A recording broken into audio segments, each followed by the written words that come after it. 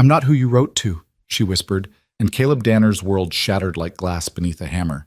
6 months of letters, 6 months of hope, all built on a foundation of ashes. The woman standing before him at Cedar Bluff Station wore Margaret's dress, carried Margaret's trunk, but spoke words that stopped his heart cold. One sentence. That's all it took to destroy everything he'd believed in. But what came next would teach him that some truths are worth more than the lies we tell ourselves to survive. Stay with me until the end of this story and comment what city you're watching from. I want to see how far this tale of heartbreak and hope can travel across this lonely world. The Texas sun had a way of making everything look eternal, the way it stretched across the plains like molten copper, turning the dust into something almost holy. Caleb Danner had watched that same sun rise and set over his 40 acres for 3 years now, and until 6 months ago, he'd done it alone. The land didn't care if a man was lonely. It just asked for work, for sweat, for the kind of silence that could drive a person half mad if they let it. But then came the letters. The first one had arrived on a Tuesday in March, delivered by old Jim Hendricks, who ran the mail route between Cedar Bluff and Abilene. Caleb had been mending fence posts when he saw the dust cloud approaching, and something in his chest had tightened even before Jim handed him the envelope. The paper was cream-colored, expensive, not the kind of thing that usually found its way to a homesteader's calloused hands. "Mr. Danner," it began, in handwriting so elegant it looked like lace. "My name is Margaret Hale, and I am writing to you at the suggestion of Reverend Thomas, who spoke highly of your character and your prospects. I am a woman of modest means but considerable education, seeking a new beginning in the West. If you would be amenable to a correspondence, I would be most grateful for your reply." Caleb had read that letter 17 times the first day. He'd held it up to the lamplight that night, studying the loops and curves of each letter as if they might reveal something more than words. There was something in the way she wrote, a careful dignity, yes, but also a warmth that seemed to seep through the ink itself. He'd written back that same evening, his own penmanship crude compared to hers. He'd told her about the land, about the creek that ran silver in the moonlight, about the way the wind sounded different depending on which direction it came from. He told her things he'd never said to another living soul, because somehow, writing to a stranger 200 miles away felt safer than speaking truth aloud. Her second letter came 3 weeks later, and it was longer. She wrote about books. She'd read Dickens and Austen, could quote Shakespeare from memory. She wrote about music, about how she missed the sound of a piano, about how silence could be both a comfort and a curse. She wrote about loneliness in a way that made Caleb's throat tight, because she understood it the way only someone who'd lived it could. "Sometimes," she'd written, "I think the hardest part isn't being alone. It's knowing that somewhere, someone else is alone too, and you're both just waiting for the courage to bridge the distance." That's what they'd been doing for 6 months, building a bridge made of paper and ink, spanning the miles between Cedar Bluff and Abilene, one careful word at a time. Caleb had told her about his past, about the war that had taken his youth and left him with scars that didn't always show.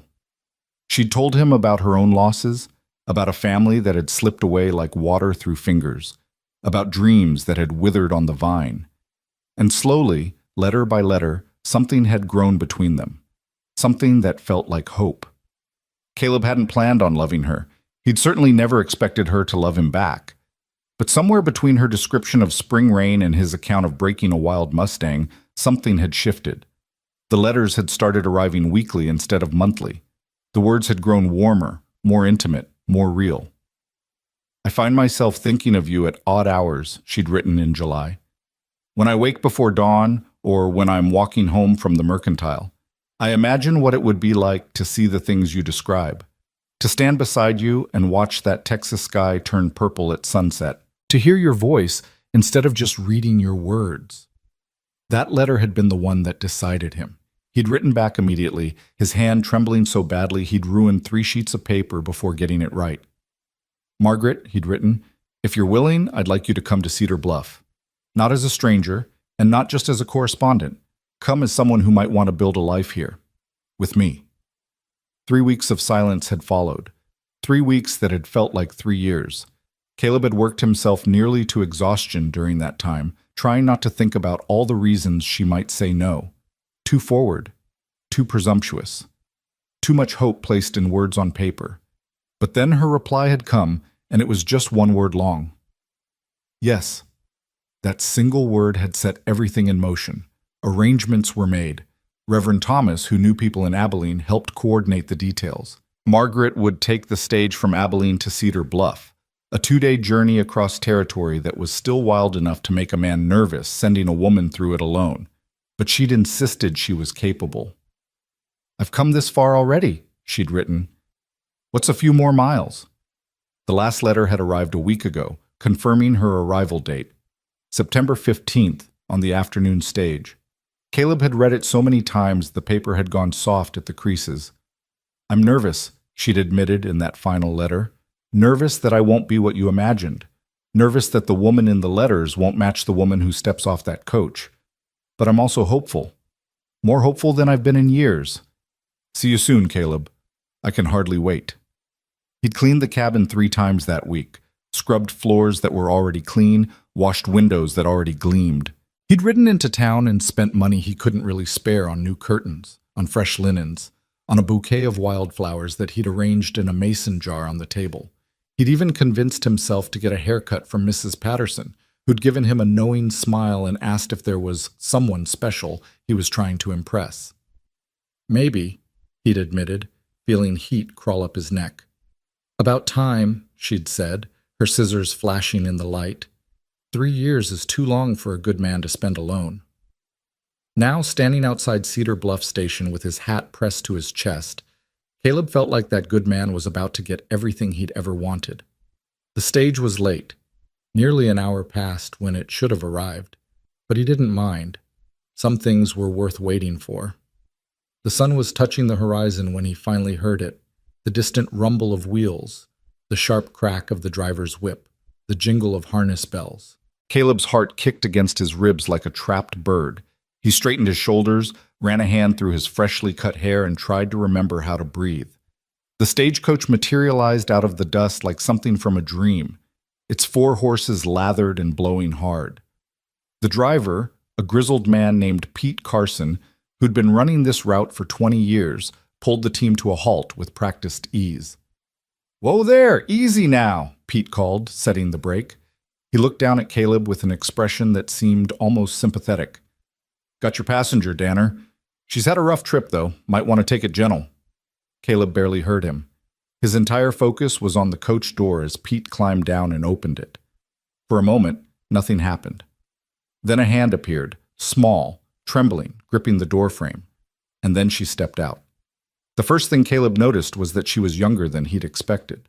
Margaret had never given her exact age, but her letters had carried the weight of experience, of years lived fully.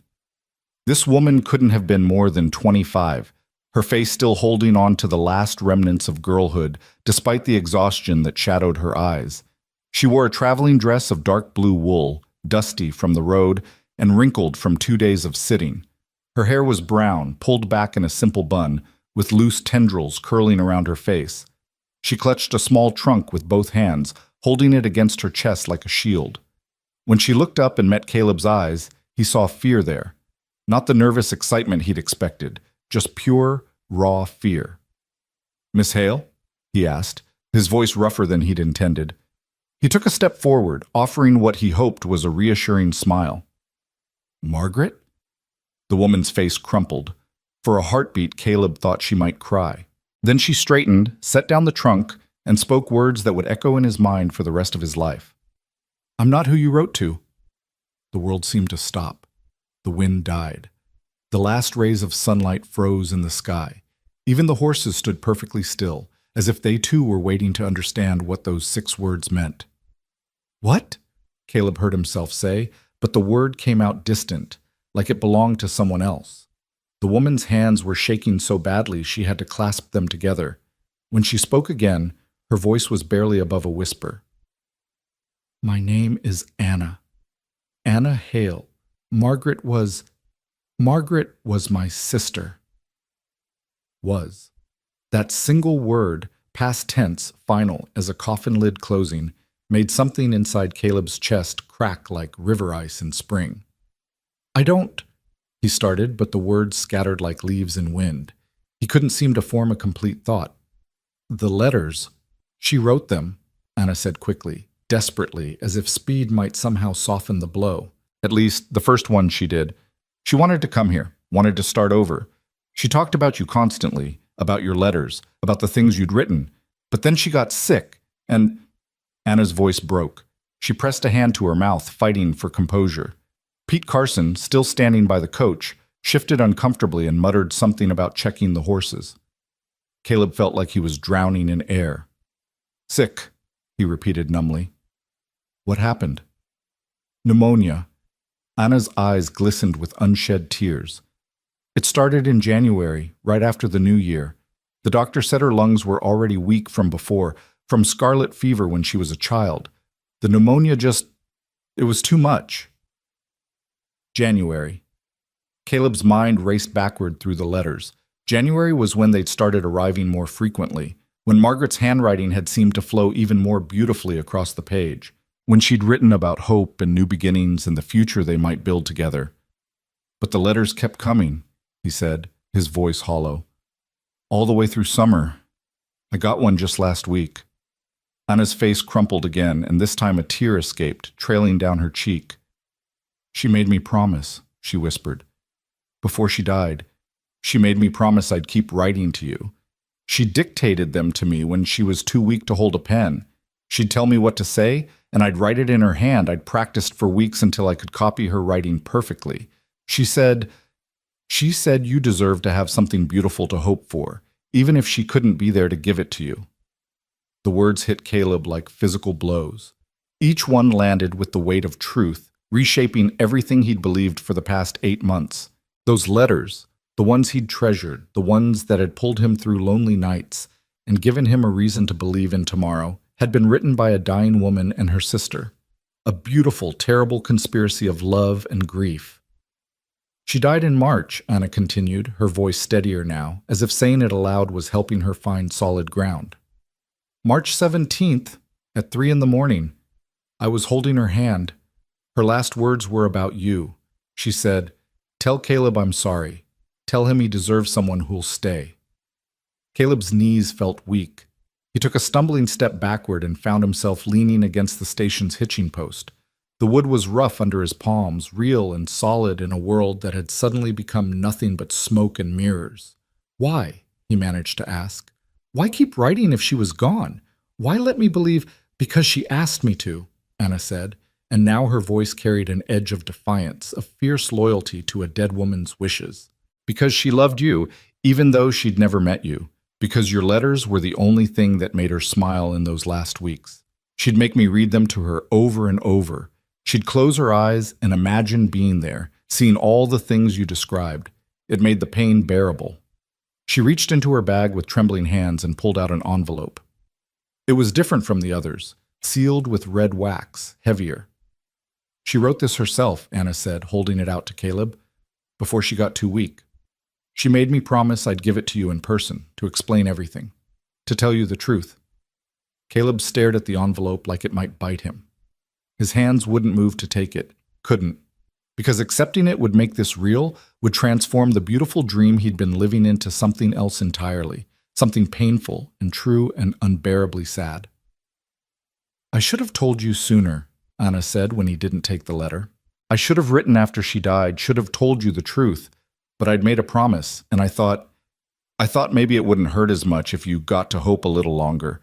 That was selfish of me. I'm sorry.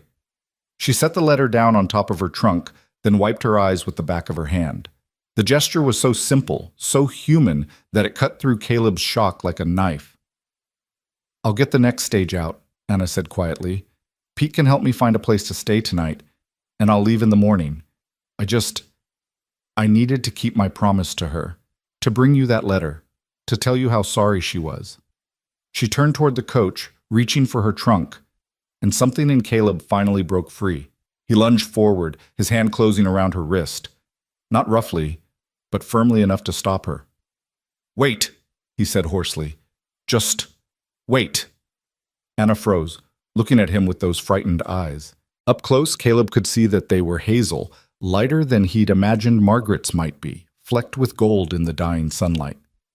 You came all this way, he said, his mind still struggling to process everything. 2 days on a stage alone to deliver a letter from a dead woman to a stranger. Why would you do that? Anna's laugh was bitter, broken. Because she was my sister. Because I loved her. Because I'm the reason she's dead.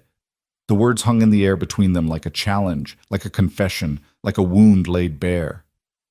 What do you mean? Caleb asked, his grip on her wrist loosening but not releasing. Anna's face twisted with pain. The night she got sick, I was supposed to be watching her. She'd been feeling poorly for days, but I went out anyway, went to a dance in town because I was young and stupid and sick of playing nursemaid. When I came home, I found her outside, collapsed in the snow. She'd gone looking for me, worried something had happened. If I'd been there, if I'd stayed like I should have— Stop, Caleb said, the word sharp enough to cut through her self-recrimination. That's not how it works. Sickness doesn't care about should-haves and might-have-beens. Maybe not, Anna whispered, but guilt does. She pulled her wrist free from his grasp, but she didn't turn away. Instead, she looked at him with something that might have been curiosity beneath the grief. She said you were kind, Anna told him. In her letters to me, the real ones, the ones just between sisters, she said you wrote about the world like it was still worth seeing, like there was still beauty in it, even after everything you'd been through. She said that's what she loved most about you. Not your land or your prospects or any of the practical things, just the way you could find something worth describing in an ordinary sunset. Caleb's throat was too tight to speak. He bent down and picked up the letter Anna had left on the trunk, feeling the weight of it in his hands. Margaret's final words, written when she knew death was coming for her. Pete Carson cleared his throat from somewhere near the horses. Sorry to interrupt, he said gruffly, but I need to get these animals settled for the night. Station master's expecting me. Miss Anna, I can help you find a room at the boarding house if you're ready. Anna nodded, reaching for her trunk again, but Caleb stopped her with a shake of his head. No, he said, his voice rough as gravel. You're not staying at a boarding house. Anna's eyes widened. Mr. Danner, I couldn't possibly— You came all this way to keep a promise, Caleb interrupted. Least I can do is offer you a proper roof for the night. My cabin's got a spare room. It's not much, but it's clean and it's quiet. You can rest there. And in the morning, if you still want to take that stage, I'll drive you to the station myself. That's not appropriate, Anna protested, but her voice lacked conviction. She looked exhausted, Caleb realized. Bone-deep tired in a way that went beyond the physical. Appropriate went out the window the moment you stepped off that coach, Caleb said. He picked up her trunk. It was surprisingly light, and nodded toward his horse. Come on, it's about a half-hour ride to my place. We can talk there, or we can sit in silence, but either way, you're not spending tonight in some dusty boarding house room when you've traveled 200 miles to bring me the truth. Anna studied his face for a long moment, as if trying to see past the shock and hurt to whatever lay beneath. Finally, she nodded. All right, she said quietly. Thank you. Pete helped Anna climb onto Caleb's horse, a sturdy bay mare named Molly, while Caleb secured the trunk and swung up behind her. The intimacy of it struck him immediately. Anna's back pressed against his chest, her hair smelling of dust and lavender, the careful way she held herself away from him even as the horse's gait forced them together. They rode in silence as the sun finally surrendered to the horizon, painting the sky in shades of crimson and gold. Caleb was achingly aware of every breath Anna took, every small shift of her weight, every moment that reminded him she was real and Margaret was not.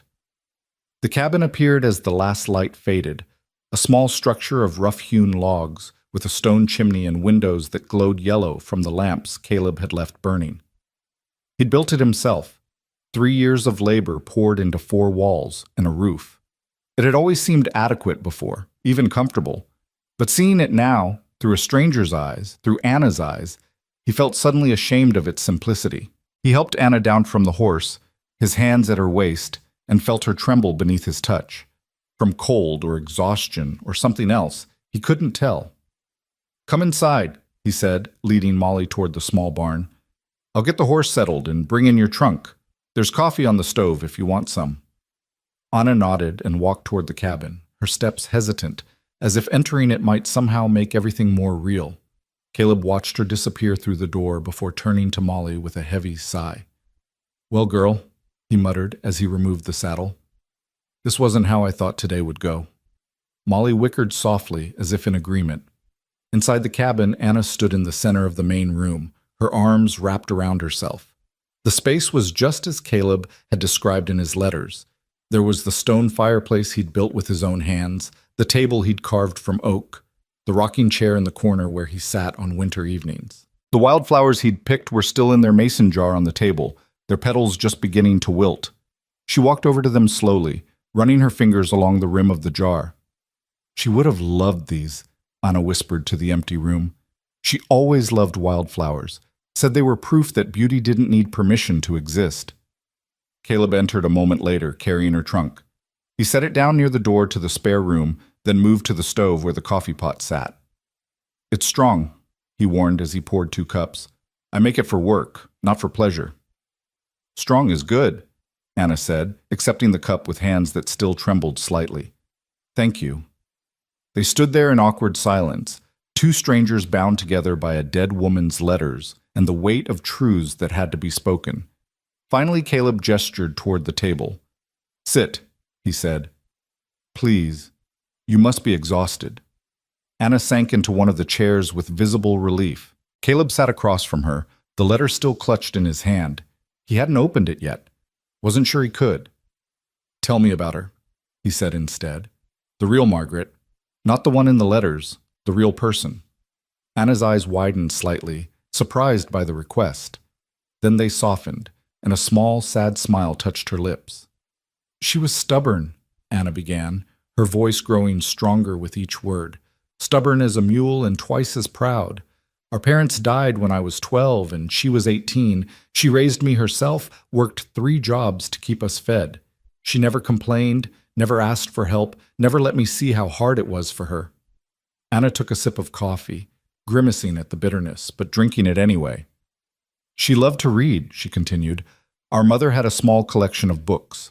Nothing valuable, just novels and poetry. And Margaret treated them like treasures. She'd read passages aloud to me at night, doing all the voices, making the stories come alive. She could quote whole chapters from memory." Caleb felt his chest tighten. "She wrote to me about books," he said quietly. "Said they were windows into other lives." "That's exactly how she thought of them," Anna said, her smile growing a fraction warmer. "She said books were proof that we weren't alone, that someone else had felt what we felt, thought what we thought. She said the right story could save a person, if they let it." They sat in silence for a moment, each lost in their own thoughts. Outside, the wind picked up, rattling the windows and making the lamplight flicker. "She wanted to be a teacher," Anna said suddenly. "Did she tell you that? Before our parents died, she'd been saving money for normal school. She wanted to teach children to love words the way she did, but then they died, and there was me to raise, and the dream just faded." "She never mentioned it," Caleb said, feeling the loss of that unknown dream like a physical ache. "She wrote about books and music and beauty, but never about what she wanted for herself." "That was Margaret," Anna said, her voice thick with emotion. "Always thinking about everyone else, never herself. Even at the end, even when she was dying, she was worried about you, about what would happen to you when you found out she was gone. She made me promise to keep writing because she couldn't bear the thought of you losing hope." Caleb looked down at the letter in his hands. The red wax seal gleamed in the lamplight, still unbroken. "I should read this," he said, but he didn't move to open it. "You don't have to," Anna said gently. "Not tonight. Not if you're not ready." But Caleb was already breaking the seal, his fingers moving before his mind could tell them to stop. The wax crumbled away, and he unfolded the paper. Margaret's handwriting, the real thing this time, not Anna's careful copy, sprawled across the page in loops that were shakier than in the other letters, evidence of illness and weakness. "My dear Caleb," it began. Caleb's vision blurred, and he had to blink several times before he could continue reading. "If you're reading this, then Anna has kept her promise, and you know the truth. I'm sorry for the deception, sorry for the pain it will cause you. I wish I could say I wouldn't do it again, but I'd be lying. Those months of writing to you, of imagining a life I'd never have, were the happiest I'd known in years. You gave me something to hope for, when hope was all I had left. I need you to understand something, Caleb. Everything I wrote to you is true, not factually perhaps, The woman in those letters could walk and dance and stand beside you under that Texas sky. But emotionally, spiritually, in every way that mattered, that woman was me. Those were my thoughts, my dreams, my heart on those pages. The only lie was that I'd live long enough to give them to you in person. I'm not afraid of dying. I've made my peace with it. But I'm afraid of leaving you with nothing but regrets and what-ifs. So I'm asking you something now, even though I have no right to ask anything of you. I'm asking you not to close yourself off because of this. Don't let my death be the thing that convinces you love is foolish or hope is dangerous. You deserve more than that. You deserve everything I couldn't give you. Anna will bring you this letter. She's carrying a burden of guilt that doesn't belong to her, and I suspect she'll try to shoulder your pain too if you let her. Don't let her. She's stronger than she knows, but she's also been alone for so long. Just like you, just like I was. Maybe that's worth something. Maybe two lonely people could be less lonely together. I'm not asking you to love her. I'm not asking you to forget me or what we shared through ink and paper. I'm just asking you to stay open to whatever comes next. To keep seeing beauty in ordinary sunsets. To keep finding words for the things that matter. To keep being the man whose letters made me believe the world was still worth living in. Thank you, Caleb, for the dream. Even if it was only that, it was enough. With all my heart, Margaret. Caleb finished reading and carefully folded the letter, his hands surprisingly steady. When he looked up, Anna was watching him with an expression that was part sympathy, part fear, as if she expected him to rage or weep or throw her out into the night. Instead, he stood, walked to the window, and stared out at the darkness that had swallowed the plains.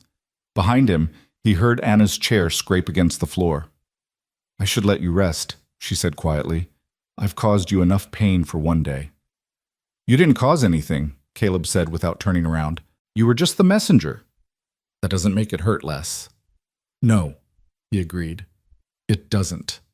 Anna moved toward the spare room, her footsteps soft on the wooden floor.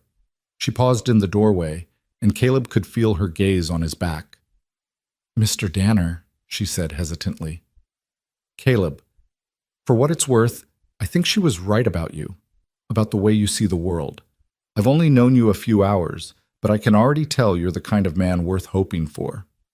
Before he could respond, she slipped into the room and closed the door softly behind her. Caleb stood at the window for a long time after that, watching the stars emerge one by one in the vast Texas sky. He thought about Margaret, dying in a bed 200 miles away, dictating letters to her sister because she wanted a stranger to have something beautiful to believe in. He thought about Anna, carrying the weight of a promise and a guilt that would probably never leave her. He thought about the bridge of paper and ink that had spanned the distance between loneliness and hope, only to collapse at the moment he'd tried to cross it. Most of all, he thought about Margaret's final words. Maybe two lonely people could be less lonely together. It wasn't a command or even a request. Just an observation, a possibility left hanging in the air like a question mark. Caleb pulled out his chair and sat down at the table, pushing aside the coffee cups and the wilting wildflowers. He took out a piece of paper and a pen, then paused, staring at the blank page.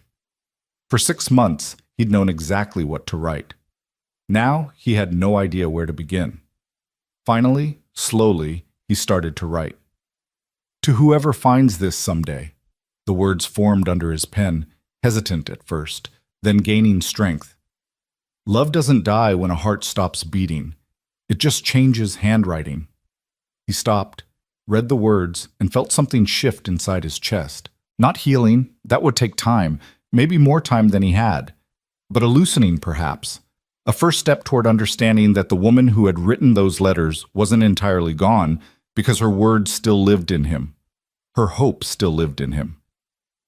And in the next room, separated by a door and a grief they both carried, Anna lay awake in the darkness, thinking about a sister who had asked too much and given everything, and wondering if keeping promises to the dead was enough to absolve the living of their sins. Outside, the wind whispered across the plains, carrying with it the scent of sage and dust and possibilities not yet written into being. Somewhere in the distance, a coyote called out to the night, its voice lonely and beautiful and utterly, perfectly alive. The first chapter of their story had ended with 6 devastating words. But as Caleb set down his pen and Anna finally closed her eyes, neither of them knew that the second chapter was just beginning, written not in the handwriting of the dead, but in the careful, uncertain script of two people learning to hope again, despite everything that should have taught them better. The lamp burned low, casting long shadows across the cabin walls. And in the silence between heartbeats, in the space between grief and mourning, something new began to take shape. Something neither of them had planned for, something neither of them yet understood. But it was there, waiting. Just like the sun would be when it rose again over the Texas plains, turning the dust into gold. Dawn came quietly to the Texas plains, the way it always did, first a softening of the darkness, then a gradual bleeding of gray light across the horizon, and finally the sun itself, burning away the night like a promise kept. Caleb had watched it all from the porch, his body exhausted but his mind too restless for sleep. He'd spent the night in the rocking chair, Margaret's letter folded in his shirt pocket, feeling the weight of it against his chest with every breath. The coffee had gone cold hours ago, but he lifted the cup to his lips anyway, grimacing at the bitter taste. Inside the cabin, everything was silent. Anna hadn't stirred, or if she had, she'd done it quietly enough that the sound hadn't reached him through the walls. He wondered if she'd slept at all, or if she'd spent the night the way he had, caught between memory and reality, trying to make sense of a world that had shifted beneath her feet. The chickens in the yard began their morning chorus, oblivious to human grief. Caleb stood, his joints protesting after a night in the chair, and walked down the porch steps. The morning routine called to him, animals to feed, eggs to collect, 100 small tasks that didn't care whether a man's heart was breaking or whole. There was comfort in that, he supposed. The land demanded presence, not happiness. He was halfway to the chicken coop when he heard the cabin door open behind him. He turned to find Anna standing on the porch, wrapped in a shawl that looked too thin for the morning chill. Her hair was loose around her shoulders, catching the early light, and her face bore the marks of a sleepless night, shadows under her eyes, a tightness around her mouth that spoke of tears shed in private. "I didn't mean to wake you," Caleb said, his voice rough from disuse. "You didn't," Anna replied. "I was already awake." She hugged the shawl tighter around herself. "I heard you on the porch. Thought maybe you'd... I don't know. Decided you wanted me gone." Caleb shook his head. "I told you, you can stay as long as you need." Anna studied him for a long moment, and he had the distinct impression she was trying to reconcile the man standing before her with the one Margaret had described in her letters. Whatever she saw seemed to satisfy something in her, because she nodded and descended the steps. "Let me help," she said. "With the morning work, it's the least I can do." "You don't have to." "I want to," Anna interrupted, her voice firm. "Please, I need to do something useful, something that isn't just sitting with all of this." Caleb understood that better than he wanted to admit. He gestured toward the chicken coop. "All right, you can collect the eggs while I feed the horses. The basket's just inside the door." They worked in companionable silence as the sun climbed higher, painting the world in shades of gold and amber.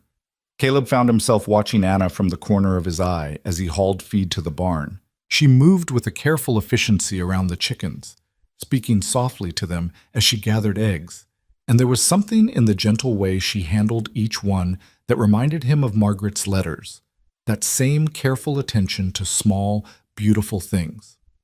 When the morning chores were done, they reconvened at the cabin. Anna had found flour and salt in his pantry and was already mixing biscuit dough, her hands working with practiced ease. "Margaret taught me to cook," she said without looking up. "Said every woman should know how to make something out of nothing. We didn't always have much, so she got creative. These biscuits, they were her specialty. Flour, salt, lard, and water. Nothing fancy, but they filled the belly." Caleb watched her work, mesmerized by the rhythm of it. "She wrote about food sometimes," he said. "Described meals like they were poetry. Made hardtack sound like a feast." Anna's hands stilled for a moment, then resumed their kneading. That was Margaret. She could find magic in ordinary things, made everything seem worth savoring, even when there wasn't much to savor. The biscuits went into the oven, and Anna busied herself with making fresh coffee while Caleb set the table. It felt strange, this domesticity with a woman he'd met less than 12 hours ago. Strange, but not entirely unwelcome. The cabin had been quiet for so long, 3 years of silence broken only by his own thoughts, that having another person moving through the space felt both foreign and oddly right. They ate breakfast as the sun climbed higher, the biscuits hot and buttery despite their simplicity. Anna ate little, pushing food around her plate more than consuming it, but Caleb found himself hungrier than he'd been in days. The shock was wearing off, he realized, leaving behind a hollow ache that demanded to be filled with something, even if it was just bread and coffee. "Tell me about the last letter," Caleb said abruptly, the words surprising him as much as they seemed to surprise Anna. "The one you sent last week. What did Margaret say? What did she want me to know?" Anna set down her fork, her expression pained. She was very weak by then, could barely speak above a whisper, but she was insistent that I write it exactly as she said it. She closed her eyes, as if seeing the scene play out behind her eyelids. She said, "Tell him I'm nervous. Tell him I'm afraid I won't be what he imagined. But tell him I'm hopeful too, more hopeful than I've been in years." Anna's voice cracked. She meant every word. Even knowing she'd never see you, never step off that coach, she still felt it all. The nervousness, the fear, the hope. Caleb's throat tightened. "And the part about hardly being able to wait? That was hers too," Anna whispered. She said it with tears running down her face. She said, "I can hardly wait to see what comes next, even if I won't be there to see it." I didn't understand what she meant then. But now I think she was talking about you, about whatever life you'd build after she was gone. She wanted you to keep going, keep living, even without her. The silence that followed was heavy with all the things neither of them knew how to say. Finally, Caleb pushed back from the table and walked to the window, staring out at the land that had been his entire world for 3 years. "I built this place for myself," he said quietly. "After the war, after losing everything, really. I came here because I wanted to start over, wanted to prove I could make something grow in soil that had seen too much blood. For 3 years, it was enough. The work, the silence, the simple fact of survival. It was enough." He turned to face Anna, and she could see the rawness in his expression, the carefully controlled emotion threatening to break free. "Then came the letters," he continued, "and suddenly it wasn't enough anymore. Suddenly there was this possibility of something more. Someone to share the sunsets with, someone to read to on winter nights, someone to make all this solitude make sense, and now she's gone," Anna finished softly. "And I'm here instead. A poor substitute for the woman you were expecting." "You're not a substitute," Caleb said sharply, the words coming out harsher than he'd intended. He softened his tone. You're the truth. And the truth is harder than the dream, but it's real. That has to count for something." Anna stood, wrapping her arms around herself again as if trying to hold something fragile together. "I should take that stage this morning," she said. "You've been kind, kinder than I deserved, but I can't stay here. Every time you look at me, you'll see what you lost. Every time I speak, you'll hear the letter she dictated. It's not fair to either of us." "Maybe not," Caleb admitted, "but life isn't fair. War taught me that. Loss taught me that. And Margaret's death sure as hell confirmed it." He crossed the room, stopping a few feet from Anna, close enough to see the gold flecks in her hazel eyes, the freckles scattered across her nose that no letter had ever mentioned. "You kept a promise to your dying sister," he said. "Traveled 200 miles alone to deliver truth to a stranger. You could have just sent the letter, could have saved yourself this whole painful journey, but you didn't. You came yourself because you thought I deserved to hear it from a real person, not just read it on a page. That takes courage." Anna's eyes glistened. "It wasn't courage, it was guilt." "Maybe it started that way," Caleb said, "but it still took strength to follow through. And Margaret was right about one thing. You are carrying guilt that doesn't belong to you. She got sick because illness doesn't ask permission. She died because bodies fail. None of that is your fault." "You can't know that," Anna whispered. "Yes, I can," Caleb said firmly. "I've seen men die in 100 different ways. Disease, bullets, accidents, plain old bad luck. And the one thing I learned is that death comes when it comes. Guilt doesn't change it. Self-punishment doesn't undo it. All it does is make the living suffer for the dead. and that helps no one. Anna's composure finally cracked. Tears spilled down her cheeks, and her shoulders shook with silent sobs. Without thinking, Caleb reached out and pulled her into his arms. She resisted for a heartbeat, then collapsed against his chest, her fingers clutching his shirt as if he were the only solid thing in a world made of water. "I miss her," Anna choked out between sobs. "God, I miss her so much.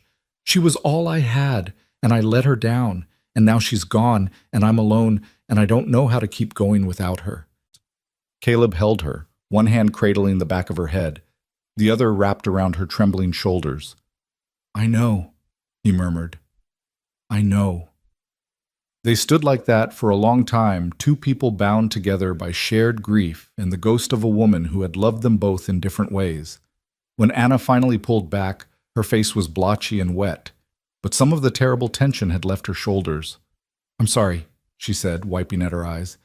"I didn't mean to fall apart like that." "Don't apologize for being human," Caleb said. He handed her his handkerchief, and she took it with a watery smile. "Margaret said you were kind," Anna said, dabbing at her face. "She was right." "She also said you were stronger than you knew," Caleb replied. "Looks like she was right about that, too." Anna laughed, a small, broken sound, but a laugh nonetheless. She always did see things in people that they couldn't see in themselves. Caleb walked back to the table and sat down, suddenly exhausted despite the early hour. Anna joined him, and they sat in the morning light, neither speaking, both lost in their own thoughts. Finally, Anna broke the silence. "What do you want me to do?" she asked. "Stay? Go? I'll do whatever you think is best." Caleb considered the question, turning it over in his mind like a stone polished by a river. What did he want? 24 hours ago, he'd wanted Margaret, wanted the woman from the letters to step off that coach and into his life. But that woman was gone, had been gone for months, and wanting her back wouldn't change anything. What he was left with was Anna, real, flawed, grief-stricken Anna, who had kept an impossible promise and carried a burden that was slowly crushing her, who had her sister's stubbornness and her own quiet strength, who was, in her own way, just as lost as he was. "I want you to stay," he heard himself say. "At least for a while. Not because you owe me anything or because Margaret asked you to, but because—" He paused, searching for the right words. "Because we're both grieving the same person, and maybe that's easier to do together than apart." Anna's eyes widened. "You barely know me." "I barely knew Margaret," Caleb countered. "Just knew her words, her thoughts, the version of herself she wanted to share. And those things were real, and they mattered, but they weren't the whole truth." He gestured toward Anna. "You are part of that truth. You helped create those letters, held her hand while she dictated them, made her last months bearable. That matters too." "But I lied to you," Anna protested. "For months I pretended to be her. Every letter after March was a lie." "No," Caleb said firmly. "Every letter after March was an act of love. You gave your sister peace in her final days, and you gave me hope when I needed it. The method might have been deceptive, but the intention was pure. I can't fault you for that." Anna stared at him as if he'd spoken in a foreign language. "How can you forgive me so easily?" "Because staying angry would be easier," Caleb said. "Anger would give me something to do with all this pain. But Margaret's letter asked me not to close myself off, not to let her death make me bitter. So I'm choosing to do what she asked. I'm choosing to stay open to whatever comes next." He stood and walked to the door, opening it to let in the morning breeze. The scent of sage and dust filled the cabin, mixing with the smell of coffee and biscuits. "Stay for a week," he said. "Just a week. Rest, heal, figure out what you want to do next. I won't pressure you, won't expect anything from you, but I think we both need time to process all this, and doing it in the same space might be better than doing it alone." Anna was quiet for so long that Caleb thought she might refuse. Then, slowly, she nodded.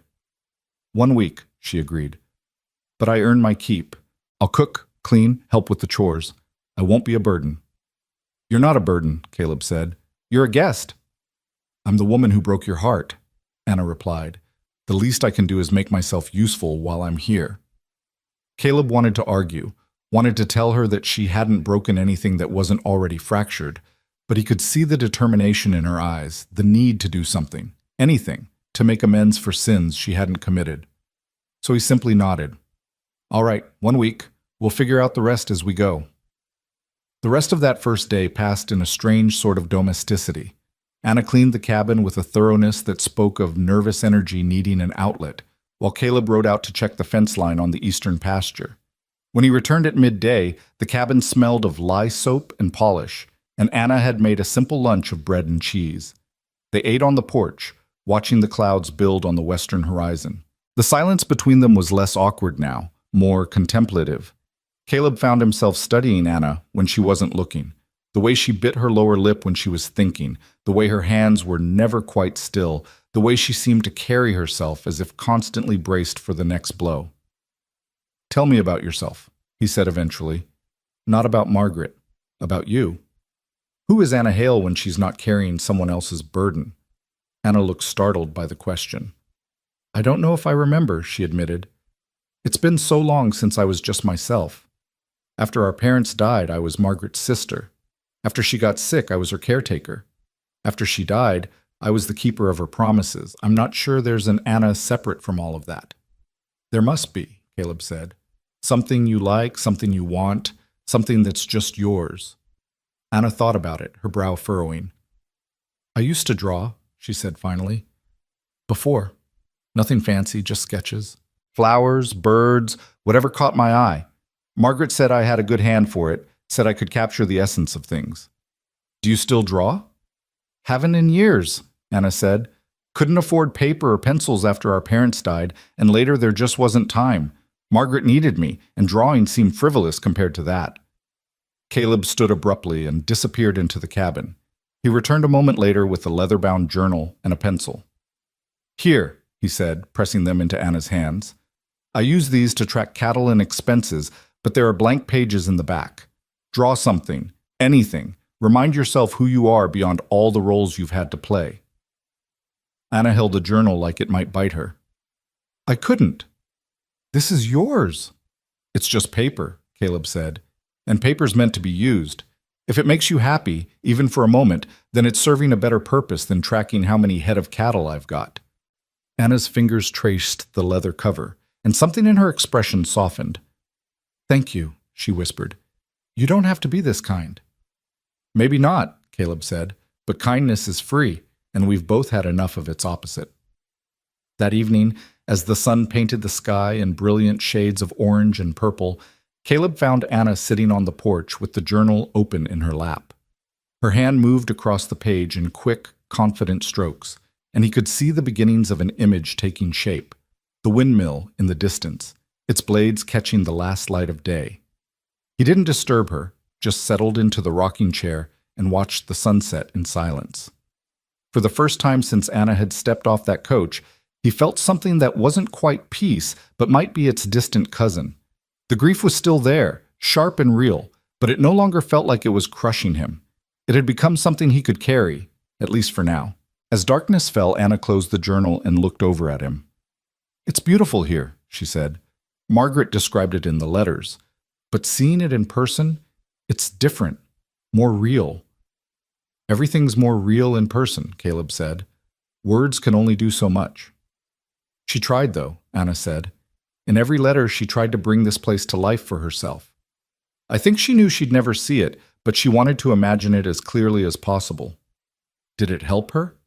The imagining? Anna nodded. It gave her something to hold on to when the pain got bad. She'd close her eyes and picture herself here, standing next to you, watching the sunset just like this.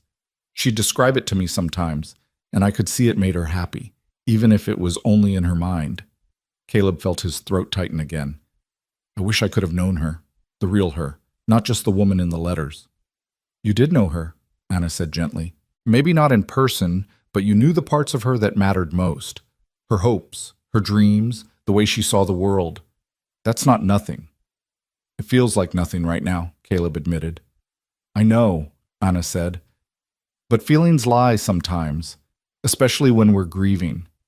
The truth is that you gave Margaret something precious, a reason to hope, a dream to cling to, a reminder that beauty still existed in the world. That's not nothing. That's everything. They sat in silence as the first stars appeared, tiny points of light in the vast darkness. Somewhere in the distance, a coyote called out, its voice lonely and wild.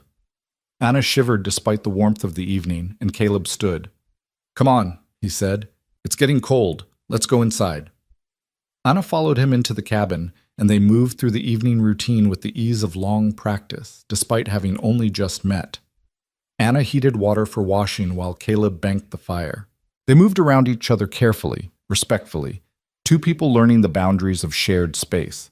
When it was time to retire, Anna paused at the door to the spare room. "Caleb?" she said, her voice small in the lamplight. He turned. "Yes?" "Thank you for letting me stay, for being more understanding than I had any right to expect.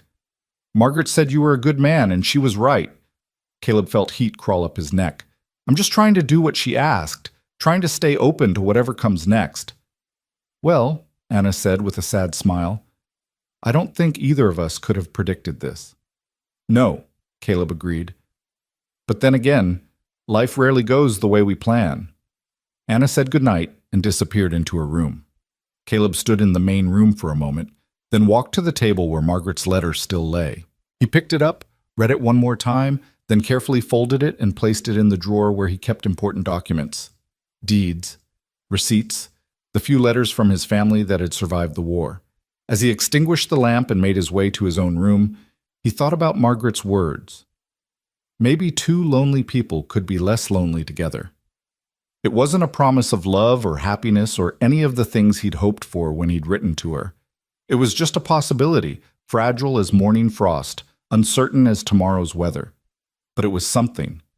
And after a day that had taken everything he'd believed and turned it inside out, something was enough. In the spare room, Anna lay awake, staring at the ceiling. The journal rested on the nightstand beside her, the sketch of the windmill still visible in the moonlight that filtered through the window. She'd forgotten how good it felt to create something, to take the chaos of the world and distill it into lines and shadows on a page. She thought about Caleb's kindness, about the way he'd held her while she sobbed, about his insistence that she wasn't to blame for Margaret's death. Part of her wanted to believe him, but belief was a luxury she'd denied herself for so long that she wasn't sure she remembered how. Still, there was something in the way he'd looked at her, not with blame or resentment, but with a weary understanding that spoke of his own acquaintance with loss. It made her think that maybe, just maybe, she could learn to forgive herself. If not now, then eventually. If not alone, then with someone who understood what it meant to carry the weight of the dead. Outside, the wind whispered across the plains, carrying with it the promise of rain. The clouds that had been building all day finally released their burden, and soft drops began to patter against the roof. Anna closed her eyes and listened to the rhythm of it, letting it lull her toward sleep. In his own room, Caleb heard the rain too. He thought about Margaret, somewhere beyond reach, beyond pain, beyond the need for hope or dreams. He hoped she was at peace, hoped she knew that her final act of love, sending Anna to deliver the truth, had been both cruel and kind, devastating and necessary. He thought about Anna in the next room, a woman who had traveled 200 miles to keep a promise to the dead, a woman who carried guilt like a second skin, who had forgotten who she was beneath the weight of duty and grief, a woman who, despite everything, had managed to draw a windmill at sunset with hands that still remembered beauty. Tomorrow would bring new challenges, new conversations, new moments of awkwardness and grief and unexpected grace. But tonight, with rain falling on the roof and two lonely people trying to sleep in a cabin built for solitude, there was a strange sort of peace in knowing they weren't facing their grief alone.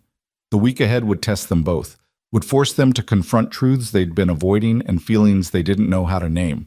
But for now, in the gentle darkness of a Texas night, with rain washing the dust from the world outside, it was enough just to rest, just to be, just to take one breath and then another, trusting that morning would come whether they were ready for it or not. And in the space between sleep and waking, between grief and acceptance, between what was lost and what might yet be found, something shifted. Something small and fragile, like the first green shoot pushing through winter earth, a possibility that hadn't existed 24 hours ago. Neither of them named it. Neither of them acknowledged it.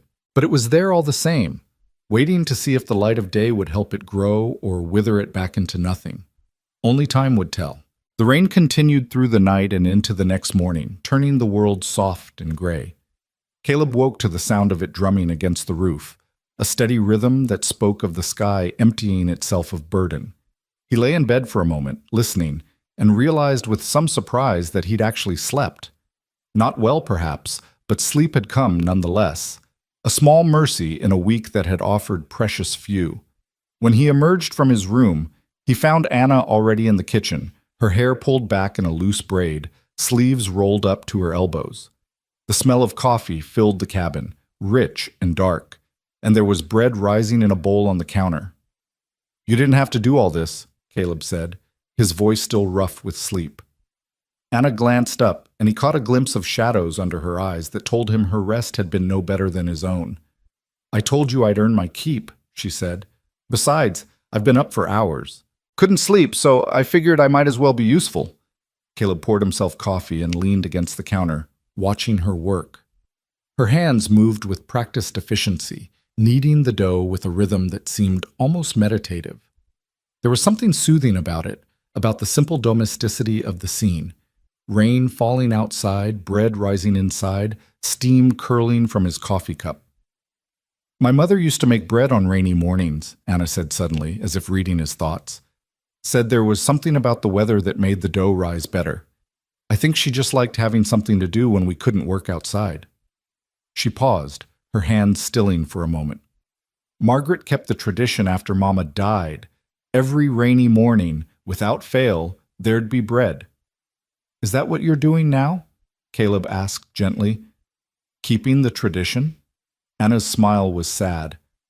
"I suppose I am. Feels strange making her bread without her, but it also feels right somehow. Like she's still here in small ways." "She is," Caleb said, "in you. In the things she taught you, the habits she gave you. That doesn't die just because a heart stops beating." Anna looked at him, really looked at him, and something in her expression shifted. "You say things like that so easily," she said, "like you've made peace with loss. How did you do it? How did you learn to live with grief?" Caleb was quiet for a long moment, considering the question. "I'm not sure I have learned," he admitted finally. "The war took people I loved, brothers in arms, friends who were closer than family. For a long time, I thought the only way to survive was to stop feeling anything at all.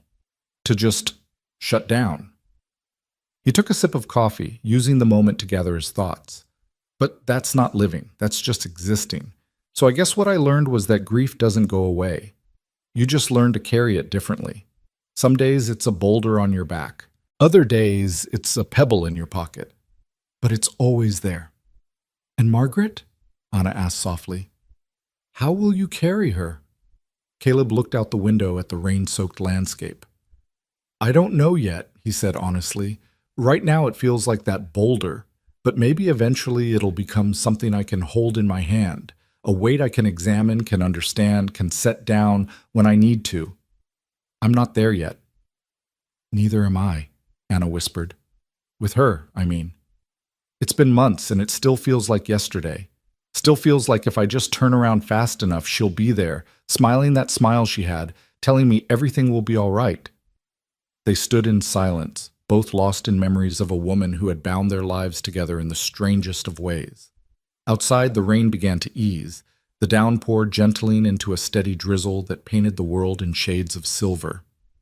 "Come on," Caleb said abruptly, setting down his cup. "Get your shawl. I want to show you something." Anna looked confused, but did as he asked, wrapping herself in the thin shawl while Caleb shrugged into his oilskin coat. He led her out into the rain, down the porch steps and across the muddy yard. The earth squelched beneath their feet, and Anna laughed, a surprised, genuine sound that seemed to startle her as much as it did him. "Where are we going?" she asked, having to raise her voice slightly over the sound of the rain. "You'll see," was all Caleb said. He led her past the barn, past the chicken coop, out to where the land began to slope gently downward. And there, in a little hollow, protected from the worst of the wind, was a creek that Caleb had mentioned in his letters. The rain had swollen it, turning it from a trickle into something alive and rushing, silver water dancing over smooth stones. "This is it," Caleb said, stopping at the edge. "This is what I wrote to Margaret about. The creek that runs silver in the moonlight." Anna stared at the water, and he saw her eyes widen with recognition. "She loved your descriptions of this place," she said. "Made me read them to her over and over. She said it sounded like music, the way you described the water." "It does sound like music," Caleb said. "Listen." They stood together in the rain, listening to the creek's song, the gurgle and rush of water over stone, the patter of raindrops on the surface, the whisper of wind through the cottonwoods that lined the banks. And standing there, wet and cold, but somehow not minding, Caleb felt something in his chest ease slightly. This was real. This was solid. This was something that existed beyond letters and grief and broken promises. "Thank you for showing me," Anna said quietly. "I can see why she loved it, why she wanted to be here." "She is here," Caleb said. "In a way. Every place I described to her, every sunrise I tried to capture in words, she's part of all of it now. Her imagination made these places mean something more than they did before." Anna turned to look at him, rain running down her face, mixing with what might have been tears. "You're a better man than I gave you credit for," she said. "When I agreed to keep writing after she died, I thought I was doing it for her. But maybe I was also doing it for you. Because a man who could see the world the way you did deserved to keep that light, even if the reason for it was a lie." "It wasn't a lie," Caleb said firmly. "The feelings were real. The connection was real. The only lie was thinking we had more time than we did. But that's a lie we all tell ourselves, isn't it? That there's always tomorrow, always another chance. Life doesn't work that way." They walked back to the cabin slowly, neither speaking, both soaked to the skin but neither particularly caring. When they reached the porch, Anna paused. "I need to ask you something," she said, her voice hesitant, "and I need you to be honest with me." "All right," Caleb said. "Do you resent me?" The question came out in a rush, as if she'd been holding it back and finally couldn't any longer. "For not being her? For being the one who showed up instead of the woman you were expecting? Do you look at me and wish I was Margaret?" Caleb considered the question carefully, knowing that his answer mattered more than most things he'd said in his life. "At first, yes," he admitted. "When you stepped off that coach and said those words, all I could think about was what I'd lost, what I'd been denied. And you were standing there, alive and real, and she wasn't. So yes, there was resentment." Anna's face fell, but Caleb continued. "But that resentment wasn't about you," he said. "It was about the situation, about the unfairness of it all. And it lasted maybe an hour, maybe less. Because once I read Margaret's letter, once I understood what you'd done and why, the resentment disappeared. What you did was an act of love. Complicated, painful love, but love nonetheless.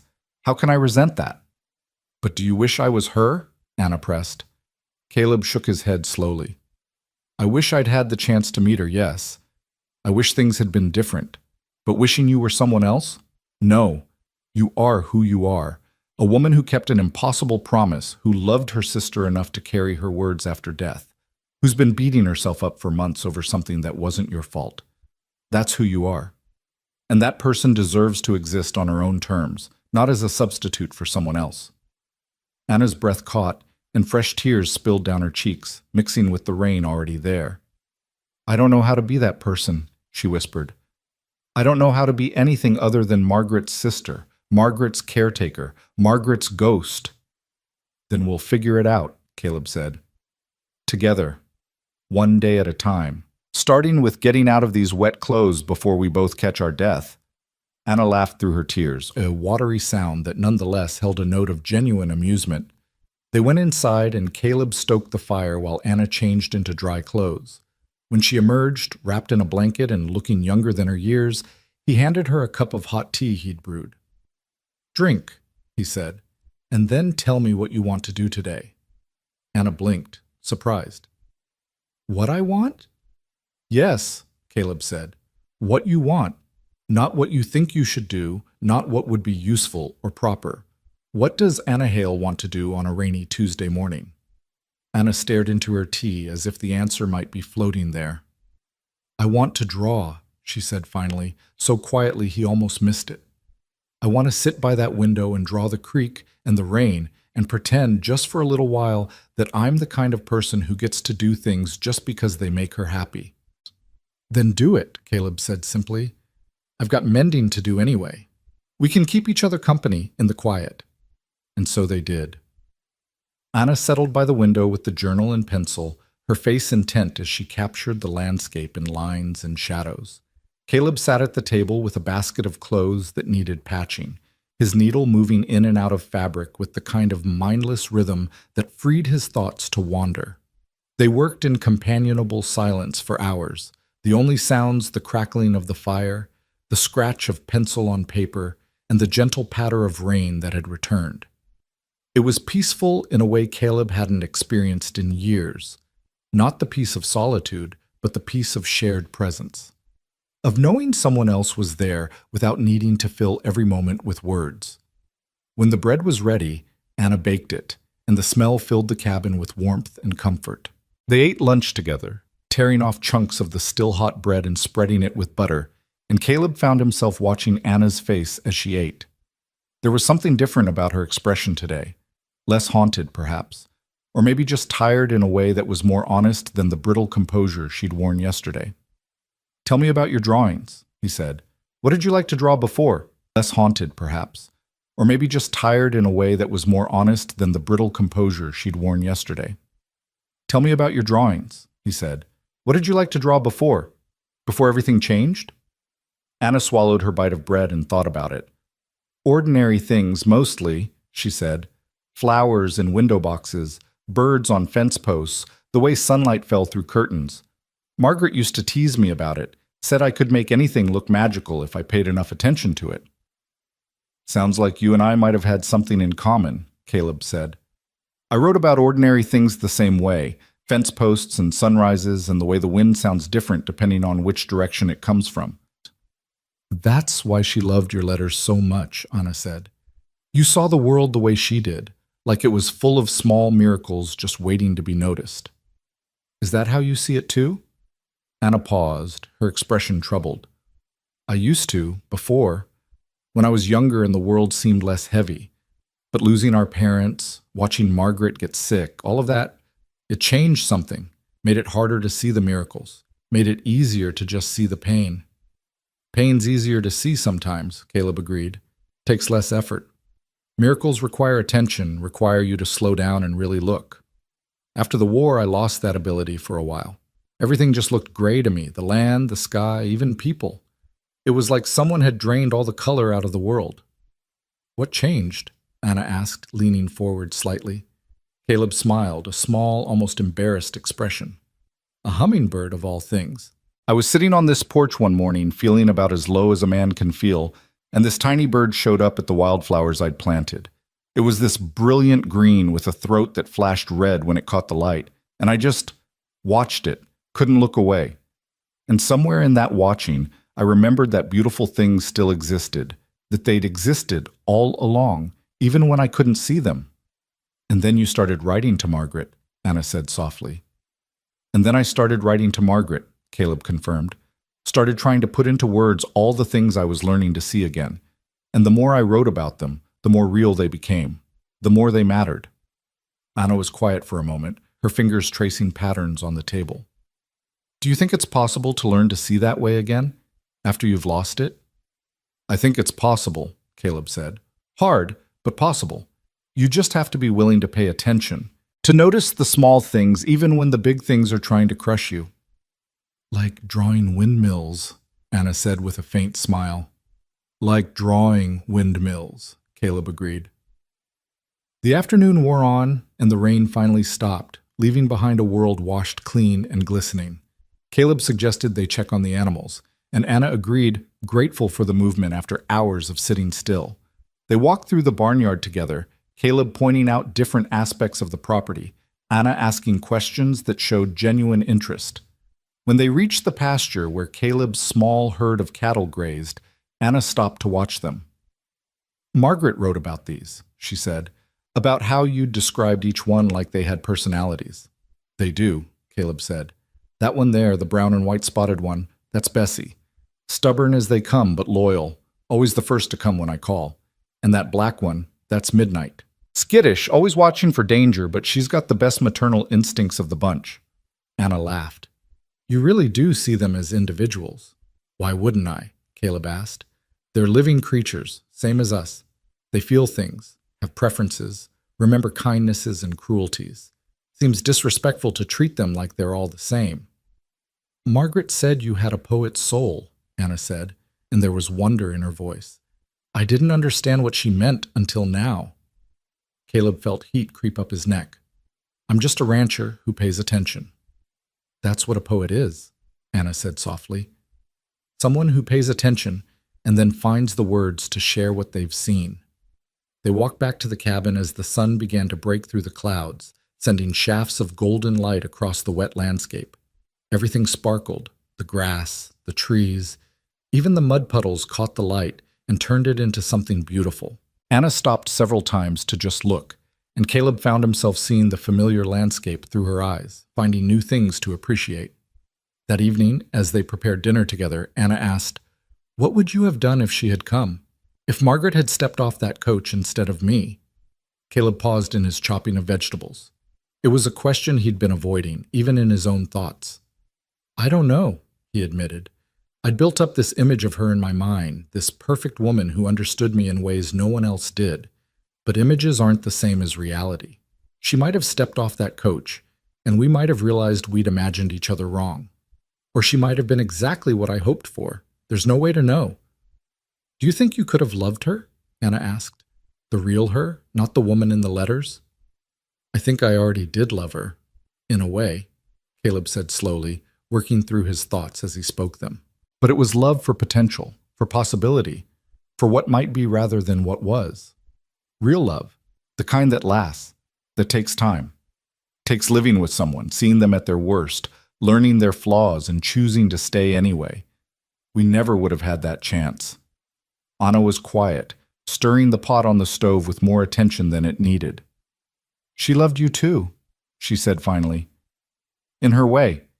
She used to talk about you like you were already real to her, like she'd known you for years instead of months. I think that's why she couldn't stop writing, even when she knew she was dying, because in those letters, in that shared imagination, you were both alive and together and happy. It was the only place where that was possible. Caleb's chest tightened with emotion. I wish it could have been different, he said, his voice rough.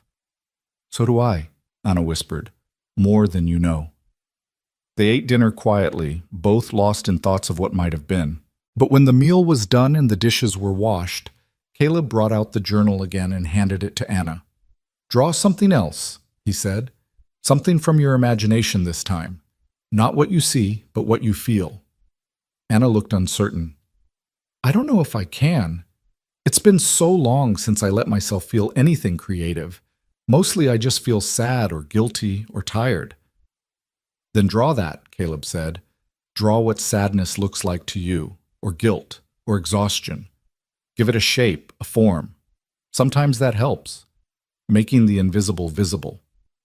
Anna took the journal with trembling hands and sat by the fire. Caleb settled into his rocking chair with a book, but he found himself watching her more than reading. Her face was intent, her hand moving across the page with growing confidence. Occasionally she would pause, staring into the fire as if seeking inspiration in the flames, then return to her work with renewed purpose. When she finally set down the pencil, it was full dark outside. She held up the journal, showing Caleb what she'd created. It wasn't a literal drawing, but something more abstract. A tangle of lines and shadows that seemed to spiral inward, growing darker and more compressed toward the center. But at the very edge, almost escaping the page, were thin lines reaching outward like fingers grasping for light. It's beautiful, Caleb said, and he meant it. Painful, but beautiful. That's what grief feels like to me, Anna said, like being trapped in this spiral, pulled deeper and deeper into darkness. But there's always this part of me trying to reach out, trying to escape, even when I don't think I deserve to. Why wouldn't you deserve to escape? Caleb asked gently. Anna's eyes filled with tears, because she's stuck in that darkness forever, and I'm the reason why. How can I reach for the light when she never will? Caleb set down his book and moved to kneel in front of Anna's chair, taking her hands in his. Anna, listen to me. Margaret isn't in darkness. She's not trapped anywhere. She's gone, yes, but not suffering, not stuck, not waiting for you to join her in some eternal punishment. She's just gone. At peace, hopefully, but definitely not in pain. You can't know that, Anna said, tears streaming down her face. You're right, I can't, Caleb admitted. But I can choose to believe it, and I can choose to believe that she wouldn't want you trapped in guilt for the rest of your life. That's not love. That's cruelty. And Margaret was many things, but she wasn't cruel. Anna sobbed, her whole body shaking with the force of it. Caleb pulled her forward, and she slid from the chair onto the floor, collapsing against his chest as she had the day before. He held her, one hand stroking her hair, the other wrapped firmly around her back. Let it out, he murmured, all of it. Every bit of grief and guilt and pain you've been carrying, let it out. And Anna did. She cried for her sister, for herself, for all the dreams that had died in a sick room in Abilene. She cried for the burden of secrets she'd carried, for the loneliness that had become her constant companion, for the future she'd thought she'd have and the reality she'd been given instead. She cried until she had no tears left, until she was just a hollow, exhausted thing clinging to another human being because she couldn't hold herself up anymore. When the storm finally passed, she pulled back slightly, her face blotchy and swollen, her eyes red-rimmed. I'm sorry, she whispered. I keep falling apart on you. Stop apologizing for being human, Caleb said, echoing his words from before. Grief needs to come out somehow. Better tears than other things. Anna nodded, wiping at her face with her sleeve. I must look terrible. You look like someone who's been carrying too much for too long, Caleb said, and who's finally starting to set it down. He helped her to her feet, and they stood there for a moment, close enough that he could see the gold flecks in her hazel eyes, the freckles on her nose, the way her lower lip trembled slightly as she tried to compose herself. Something passed between them in that moment, not attraction exactly, but recognition. Two people who understood what it meant to survive loss, to keep going when everything in you wanted to stop. Thank you, Anna said softly. For everything. For not being angry, for not sending me away, for letting me grieve even though it's messy and painful and probably exhausting to witness. It's not exhausting, Caleb said. It's honest, and honest is something I can work with. Anna managed a small smile, then turned toward her room. She paused at the door, looking back at him. Caleb, do you think we'll be all right, eventually? Caleb thought about the question, about all the ways it could be answered. I think we'll survive, he said finally, and maybe that's enough for now. We can work on all right later. Anna nodded, seeming to accept that, and disappeared into her room. Caleb stood in the main room for a long moment, then walked to the window and stared out at the night sky. The clouds had cleared, revealing a field of stars so vast and brilliant it made him ache. He thought about Margaret, somewhere beyond those stars, beyond reach but not beyond memory. He thought about Anna, in the next room, slowly learning to be a person separate from her grief. And he thought about himself, standing in a cabin he'd built with his own hands, trying to figure out how to move forward when the future he'd imagined had been swept away. The answer didn't come to him that night, but standing there, with the stars above and the quiet breathing of another person just beyond the wall, he felt something he hadn't expected to feel again. Not hope, exactly, but its smaller, more tentative cousin. A sense that maybe, possibly, eventually, things might not always hurt this much. It would have to be enough. He turned from the window, banked the fire, and made his way to his own room. As he lay in bed, staring at the ceiling, he heard soft sounds from Anna's room, not crying, but the gentle rustle of pages. She was drawing again, he realized, finding solace in lines and shadows, in the act of creation that required her to focus on something beyond her pain. Caleb closed his eyes and let the sound lull him toward sleep. Tomorrow would bring new challenges, new conversations, new moments of grief and grace intertwined. But tonight, in the darkness of a Texas ranch house, with rain-washed air seeping through the windows and stars wheeling overhead, there was peace, fragile and temporary, perhaps, but real. And in the morning, When the sun rose over the plains and turned the wet grass to silver, they would both be there to see it. Together but separate, grieving but surviving, lost but slowly finding their way towards something that might, someday, look like healing. The week wasn't over yet. There were still days to navigate, truths to face, decisions to make. But they'd made it through 2 days. 2 impossible, heartbreaking, strangely beautiful days. And that was something. That was perhaps everything. Morning came with a clarity that seemed almost defiant after the rain. The sky stretched endlessly blue without even a wisp of cloud to mar its perfection, and the air carried that particular crispness that follows a storm, as if the world had been rinsed clean and hung out to dry. Caleb woke to the sound of Anna moving about in the kitchen, humming something soft and tuneless under her breath. It was such an ordinary sound, so domestic and unremarkable, that for a moment he forgot the weight of the past few days and simply lay there, listening. When he finally emerged, he found Anna at the stove, her hair braided and pinned up, her sleeves rolled to her elbows. She turned at the sound of his footsteps, and he was struck by how different she looked this morning. The shadows under her eyes remained, but something in her bearing had shifted. She stood straighter, moved with more purpose, as if some internal decision had been made during the night. "I made eggs," she said, gesturing toward the pan. "And there's coffee. I hope that's all right." "More than all right," Caleb said, reaching for a cup. "You didn't have to, though. I'm used to fending for myself."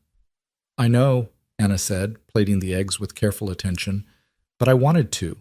Needed to, really. Cooking helps me think, helps me feel like I'm doing something useful." She paused, then added quietly, "And I had a lot to think about last night." They sat down to eat, and Caleb waited, sensing she had more to say. Anna pushed her eggs around her plate for a moment before speaking. "I've been unfair to you," she said finally. "Coming here, bringing all this pain and grief, expecting you to just absorb it all. You lost something too when Margaret died. You lost the future you'd imagined, the hope you'd built. And here I am, falling apart in your home, asking you to hold me together when you're probably barely holding yourself together." "Anna, please let me finish," she interrupted gently. "I need to say this." She took a breath, gathering her courage. "Last night, after I went to bed, I couldn't sleep. I kept thinking about what you said about Margaret not being in darkness, about me not deserving to be trapped in guilt. And I realized something. I've been so focused on what I did wrong, on how I failed her, that I forgot to honor what I did right." Caleb set down his fork, giving her his full attention. "I stayed," Anna continued, her voice growing stronger.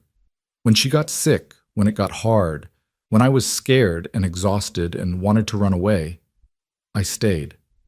I held her hand, I read to her, I wrote those letters when her hands couldn't hold a pen anymore. I kept her comfortable, kept her company, made sure she didn't die alone. That has to count for something, doesn't it?"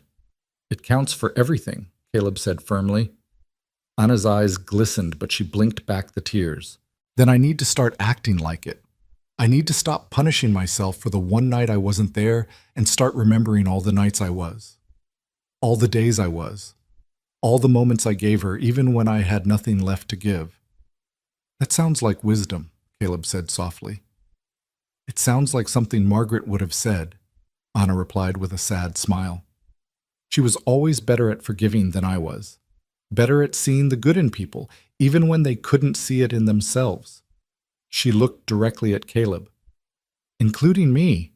Including you." "What do you mean, including me?" Anna leaned back in her chair, considering her words. "In her letters, the real ones, the ones she wrote to me about you, she said you were carrying ghosts. War ghosts, she called them. Shadows of things you'd seen and done that you couldn't quite shake. She said your letters were beautiful but haunted, like you were trying to convince yourself that beauty still existed in a world that had shown you otherwise." Caleb felt something clench in his chest. "She saw that? In my words?" "She saw everything," Anna said. "That's who she was. She could read between the lines, could hear what people weren't saying. She said that's why she fell in love with you, because you were trying so hard to find light in the darkness, and she understood that struggle. She was doing the same thing." The silence that followed was heavy with revelation. Caleb had never thought of his letters that way, never realized how much of his own pain he'd been inadvertently sharing. He'd thought he was writing about beauty, about hope, about new beginnings.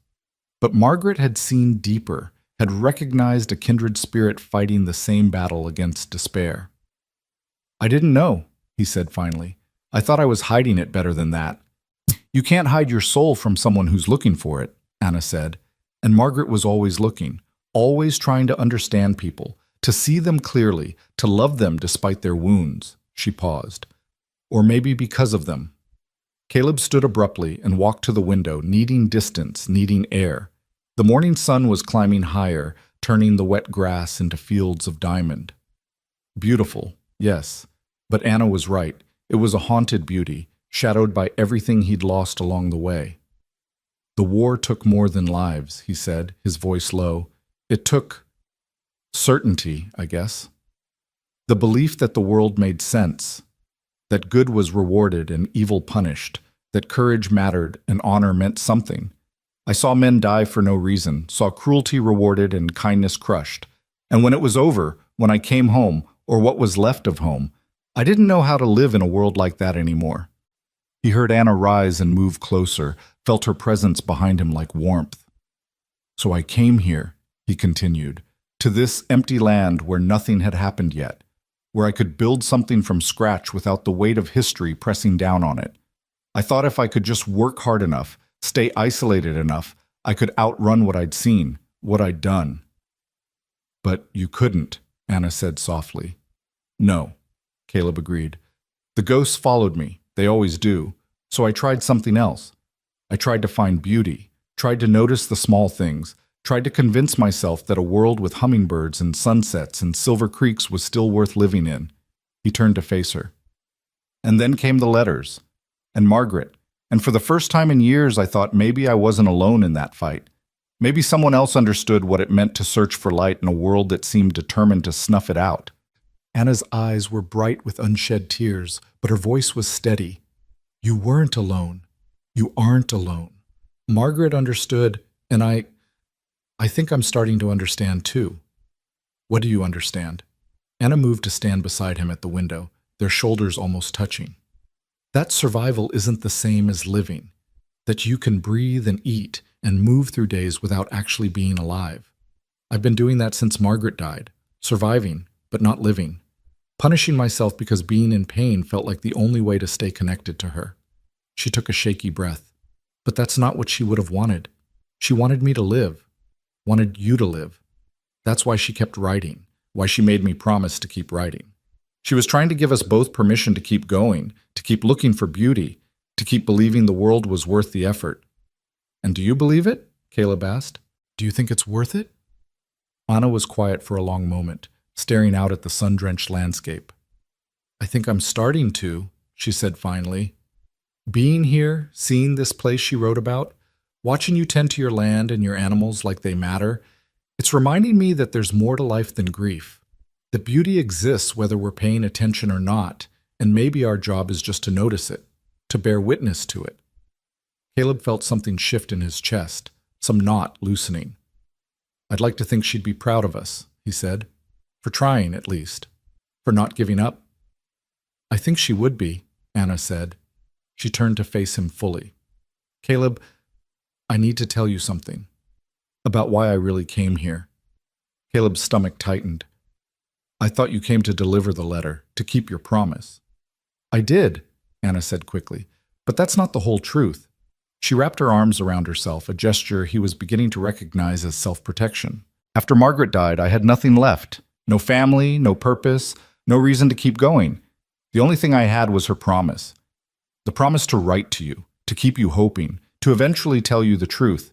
It became my entire world, my only connection to something that felt meaningful." She paused, gathering courage.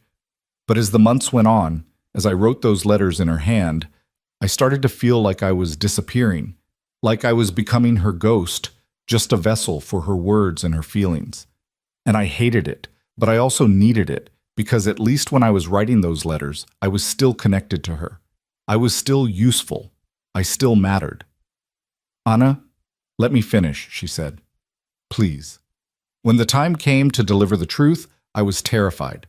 Not just because I knew it would hurt you, but because I knew that once I did it, once I fulfilled that final promise, I'd have nothing left. No purpose, no connection, no reason to exist. I'd just be Anna again. Just me, alone, with nothing and no one. Tears were streaming down her face now, but her voice remained steady. So part of me came here hoping you'd reject me. Hoping you'd be so angry, so devastated, that you'd send me away and I could spend the rest of my life punishing myself for it. Because punishment felt safer than having to figure out who I am without her. Who I am when I'm not defined by my relationship to someone else. Caleb reached out and gently wiped a tear from her cheek with his thumb. And now? He asked softly. What do you hope for now? Anna's laugh was watery, broken. Now I hope I can learn to be just Anna. Not Margaret's sister, not her ghost, not her keeper, just me, whoever that is. I'd like to help you figure that out, Caleb said, if you'll let me. Anna looked at him with something like wonder. Why? Why would you want to help me after everything I've done? Because Margaret was right, Caleb said simply. Maybe two lonely people can be less lonely together. Maybe we can help each other find our way back to living instead of just surviving. Maybe that's what all of this has been about. Not the love story I thought I was writing with Margaret, but a different kind of story altogether. One about two people who got broken by life and are trying to figure out how to put the pieces back together. Anna closed her eyes, and when she opened them again, something had changed. There was a clarity there, a determination that hadn't been present before. I want to stay, she said. Not for a week. Longer. If you'll have me. Not as Margaret's replacement, not as some kind of consolation prize, but as myself. As someone who's trying to heal and needs a safe place to do it. Caleb's heart hammered in his chest. This was a turning point, he realized. A moment that would define everything that came after. He could say no, could send her away, could retreat back into his carefully constructed solitude. Or he could say yes, could take the risk, could open himself to the possibility of connection, even knowing how much it could hurt. Stay, he said, as long as you need. We'll figure out the rest as we go. Anna's smile was tremulous but genuine. Thank you, she whispered. Thank you for seeing me. For not just seeing her in me. I see you, Caleb said. I see Anna. And I think I'd like to get to know her better. They stood there for a moment, the morning sun streaming through the window, warming them both. Then Anna stepped back, wiping her face with her sleeve, and took a deep, steadying breath. All right then, she said, squaring her shoulders. If I'm staying, I should probably learn more about this place. About your work. I can't just sit around drawing all day. Caleb smiled. You can if you want to, but if you'd like to help, I've got plenty that needs doing. And so they spent the day together, Caleb teaching Anna about the rhythms of ranch life. He showed her how to check the cattle for signs of illness, how to mend fence posts, how to read the sky for weather. Anna asked questions constantly, her curiosity endless, and Caleb found himself enjoying the teaching. It gave him a new way to see his own work, explaining it to fresh eyes. As they walked the fence line in the afternoon, Anna paused to watch a hawk circling overhead, its wings catching the light. Margaret would have loved that, she said. Then she corrected herself. No, I love that. I, Anna, love watching that hawk. She looked at Caleb with a shy smile. I'm practicing. Practicing claiming things for myself instead of always filtering them through her.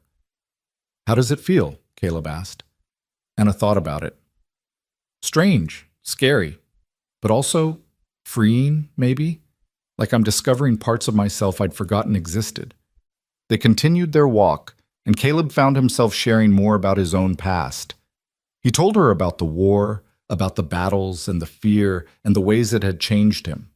He told her about coming home to find his family's farm sold off to pay debts, about the years of drifting before he'd finally claimed this land. He told her things he'd never told anyone, and Anna listened with the same intense attention Margaret had brought to his letters. You're a survivor, she said when he finished, like me. We've both been through things that should have broken us, but we're still here, still trying.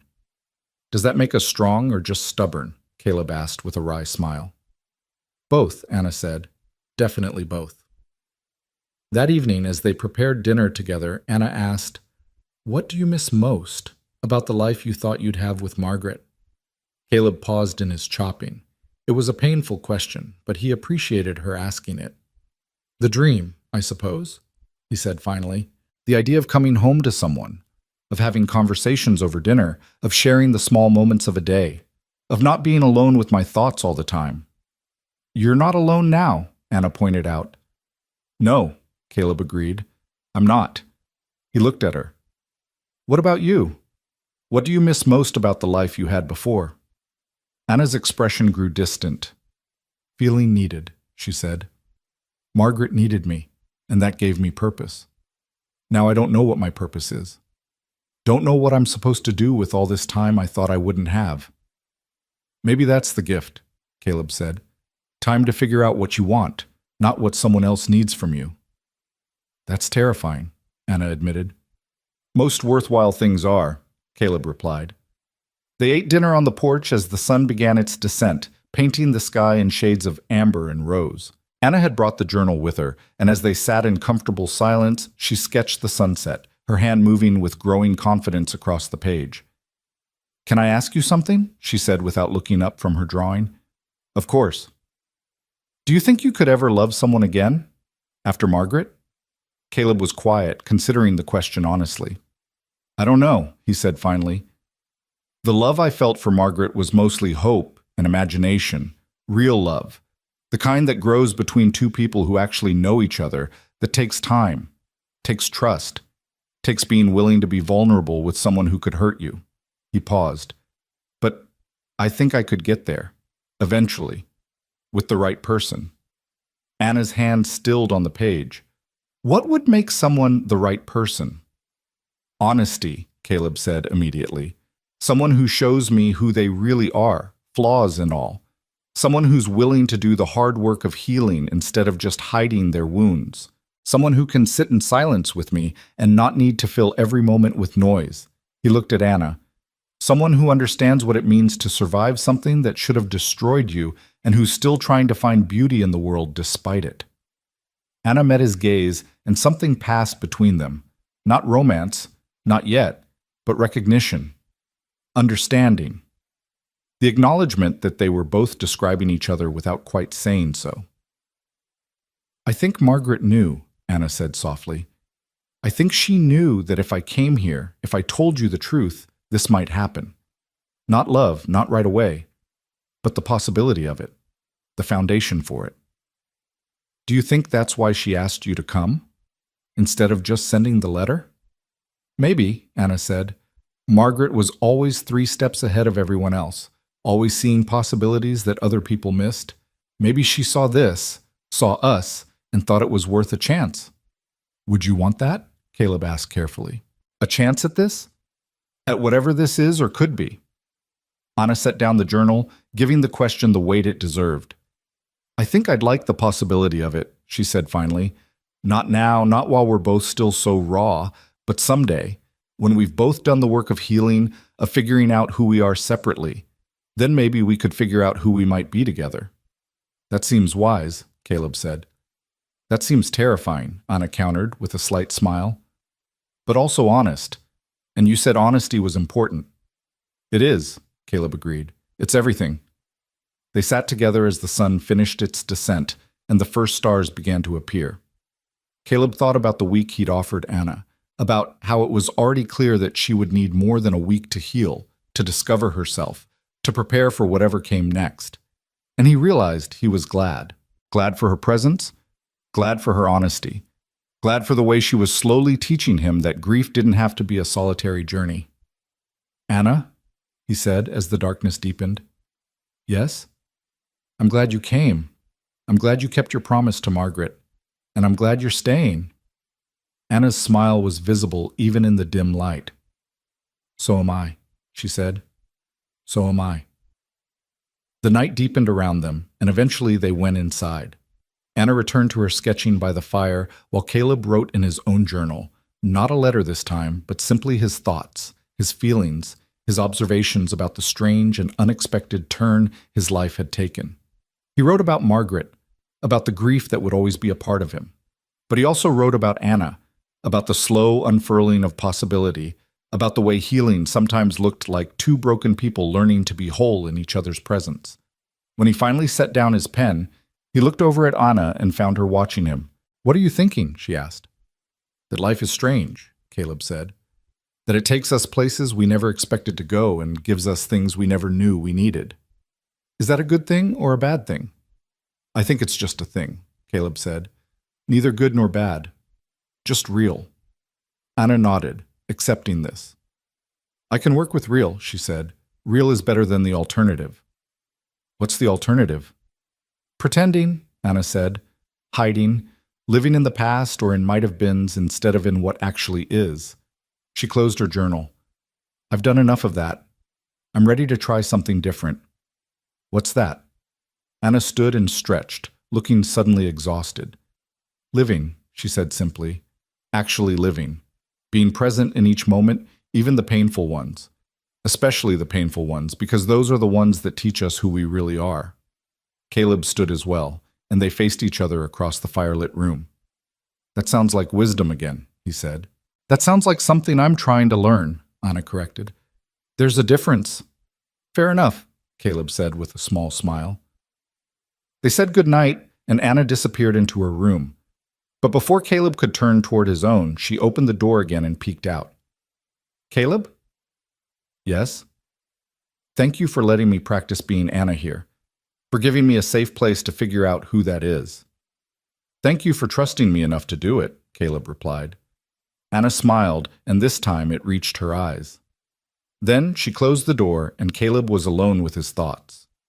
He stood in the main room for a while, listening to the sounds of the night, the creak of the cabin settling, the whisper of wind through the eaves, the distant call of an owl.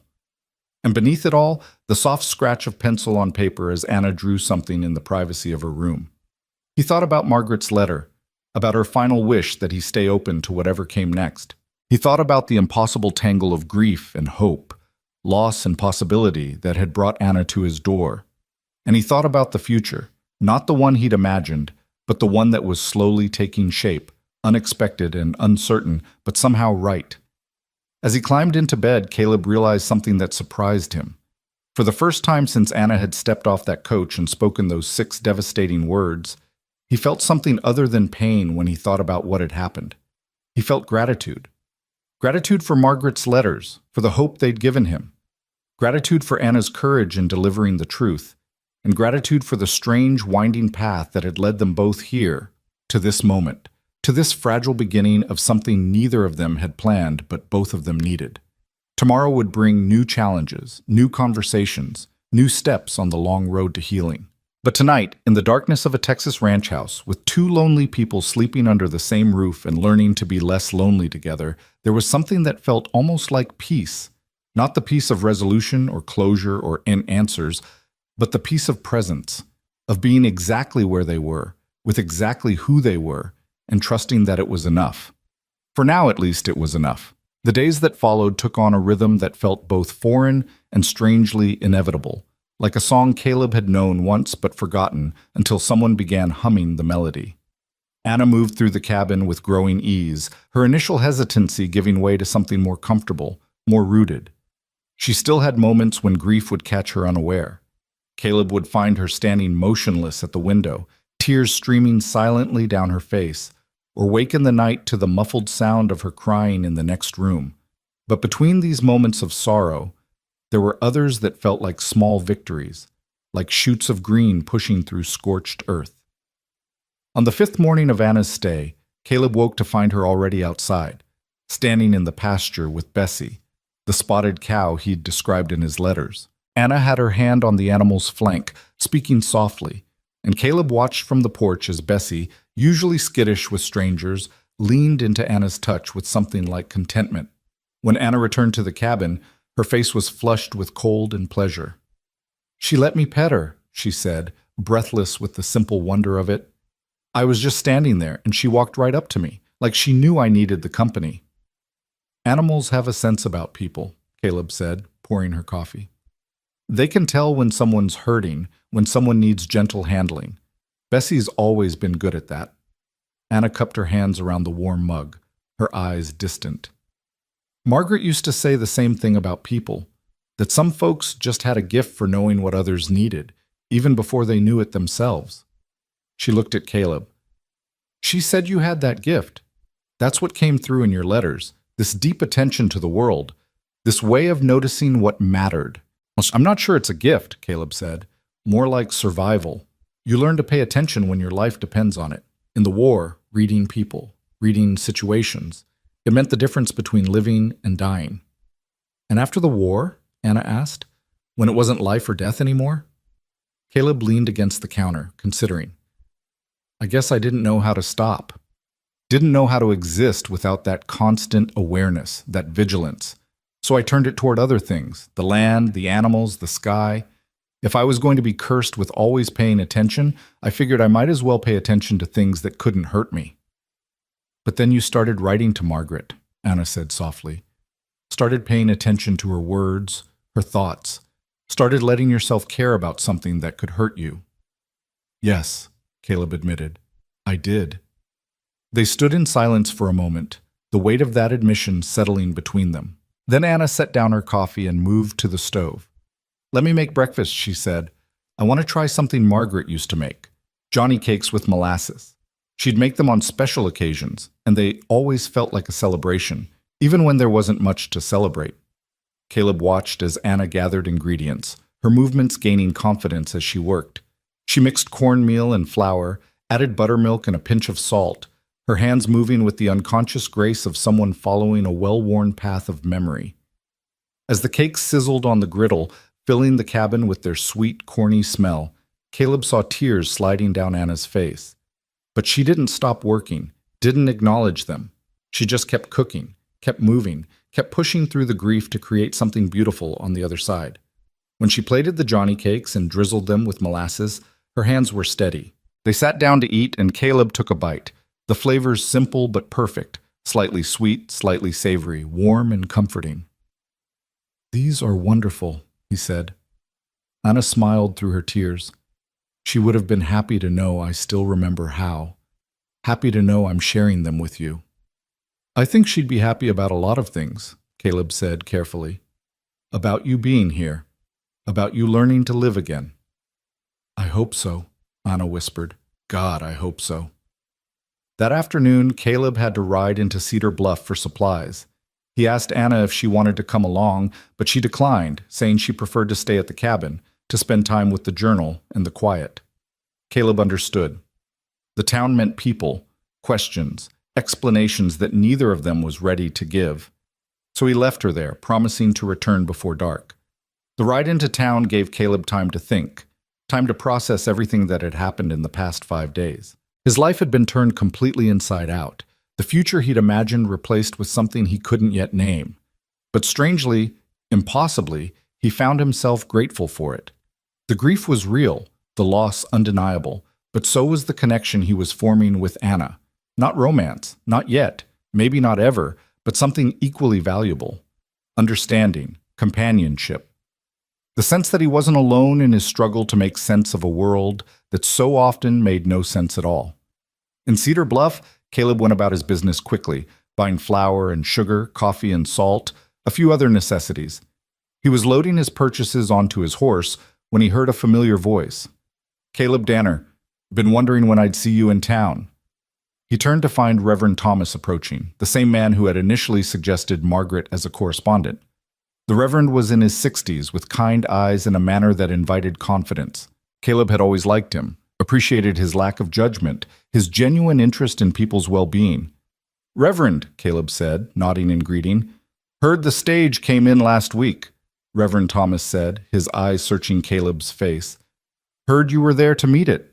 How did it go? Did Miss Hale arrive safely? Caleb's throat tightened. Here it was, the first test of how he would explain what had happened. He could lie, could say everything was fine, could avoid the whole messy truth. But something in him rebelled against that. Margaret had died because of lies, however well-intentioned. He wouldn't dishonor her memory by building new ones. Miss Hale didn't arrive, he said quietly. She passed away last spring. Pneumonia. The Reverend's face fell, genuine sorrow etching deep lines around his eyes. Oh, Caleb, I'm so sorry. I had no idea. She never mentioned being ill in her letters to me. She didn't want people to know, Caleb said. Didn't want pity or fuss. She just wanted to live her last months with some measure of dignity and hope. And the woman who came on the stage? The Reverend asked gently. Pete Carson mentioned someone did arrive. Her sister Anna, Caleb said. She came to deliver Margaret's final letter, to tell me the truth. Reverend Thomas was quiet for a moment, processing this. That must have been devastating, he said finally, to expect one thing and receive another, to have hope and then have it taken away. It was, Caleb admitted. Still is in some ways, but Anna, she's hurting too. She's been carrying this burden for months, keeping her sister's secret, writing those letters in Margaret's hand because Margaret asked her to. She came here not just to deliver truth, but to keep a promise to a dying woman. That takes courage. It does, the Reverend agreed. And she's still with you? At your ranch? Caleb nodded, aware of how it might look, aware of the gossip it could generate in a town as small as Cedar Bluff. She's staying for a while. She has nowhere else to go, and I have space. It seemed like the right thing to do. Reverend Thomas studied Caleb's face for a long moment, then nodded slowly. The right thing often is the hard thing, he said, and from what I can see, you're both walking a difficult path. If you need anything, spiritual guidance, practical help, or just someone to talk to, my door is always open. Thank you, Reverend, Caleb said, surprised by the relief he felt at the man's understanding. One more thing, the Reverend added. Don't let the tongues wag. People will talk, because that's what people do. But you and Anna know the truth of your situation, and that's what matters. Don't let others' ignorance or assumptions dictate how you live your life. Caleb felt gratitude wash over him. I appreciate that, more than you know. He rode back to the ranch as the sun began its descent, his saddlebags full of supplies, and his mind full of thoughts. The Reverend's words had given him something he hadn't realized he needed. Permission, perhaps. Permission to forge his own path, to make his own choices, to trust his own judgment about what was right for himself and for Anna. When he arrived home, he found Anna on the porch, the journal open in her lap. She looked up as he dismounted, and he could see she'd been drawing again. Her fingers were smudged with graphite, and there was a small smile playing at the corners of her mouth. How was town? She asked as he climbed the steps. Uneventful, mostly, Caleb said. He hesitated, then added, I saw Reverend Thomas. Told him about Margaret, about you. Anna's expression grew cautious. What did he say? That we're both walking a difficult path. That people will talk, but we shouldn't let it dictate how we live. Caleb sat down in the rocking chair, suddenly tired. He was kind, understanding. That's good, Anna said softly. I've been worried about that. About what people would think, what they'd say. About whether my being here would damage your reputation. I don't much care about my reputation, Caleb said honestly. Never have. I care about doing what feels right, what feels honest. And you being here feels right. Anna's eyes shimmered with emotion. It feels right to me too, she admitted. These past few days, I felt more like myself than I have in months, maybe years. I wake up in the morning and there's this moment of peace before the grief rushes in. And even when it does rush in, it doesn't drown me the way it used to, because I'm not facing it alone anymore. Neither am I, Caleb said. They sat together as the evening deepened, Anna showing Caleb what she'd been drawing, a series of sketches capturing different moments from the past few days. The creek in the rain, Bessie in the pasture, the cabin at sunset, and one that made Caleb's breath catch, a drawing of hands, two sets of hands, not quite touching, separated by a small gap of white paper. What's this one? He asked, though he thought he knew. Us, Anna said simply. Where we are right now, close but not quite touching, connected but separate, healing side by side but on our own paths. She traced the gap between the hands with her finger. I don't know if that gap will ever close. Don't know if it should. But I wanted to capture this moment, this in-between place where we're both learning to be okay with not knowing. Caleb stared at the drawing, moved by its honesty. "Can I keep this?" he asked. Anna looked surprised. "Really? You'd want it?" "I would," Caleb said. "It captures something true, something important. I'd like to remember this. Remember that healing doesn't always look like we think it should. That sometimes it looks like two people sitting on a porch, grieving different versions of the same loss, learning to be less lonely together." Anna carefully tore the page from the journal and handed it to him. "Then it's yours," she said. "A gift, or maybe a reminder that we're both exactly where we need to be, even when it doesn't feel like it." That night, after dinner, they sat by the fire and Anna asked Caleb to tell her more about the war. Not the battles or the violence, but the moments in between, the friendships forged, the small kindnesses shared, the ways men found to hold on to their humanity in the midst of inhumanity. Caleb found himself talking about things he'd never spoken aloud. About a young soldier named David who used to sing hymns before every battle, his voice clear and true. About a grizzled sergeant who kept a pressed flower from his wife in his pocket and would take it out to look at when things got particularly bad. About the night after a terrible battle, when the survivors had sat around a fire, not speaking, just being together in their shared trauma and relief at having lived through another day. "That's what this feels like sometimes," Caleb said.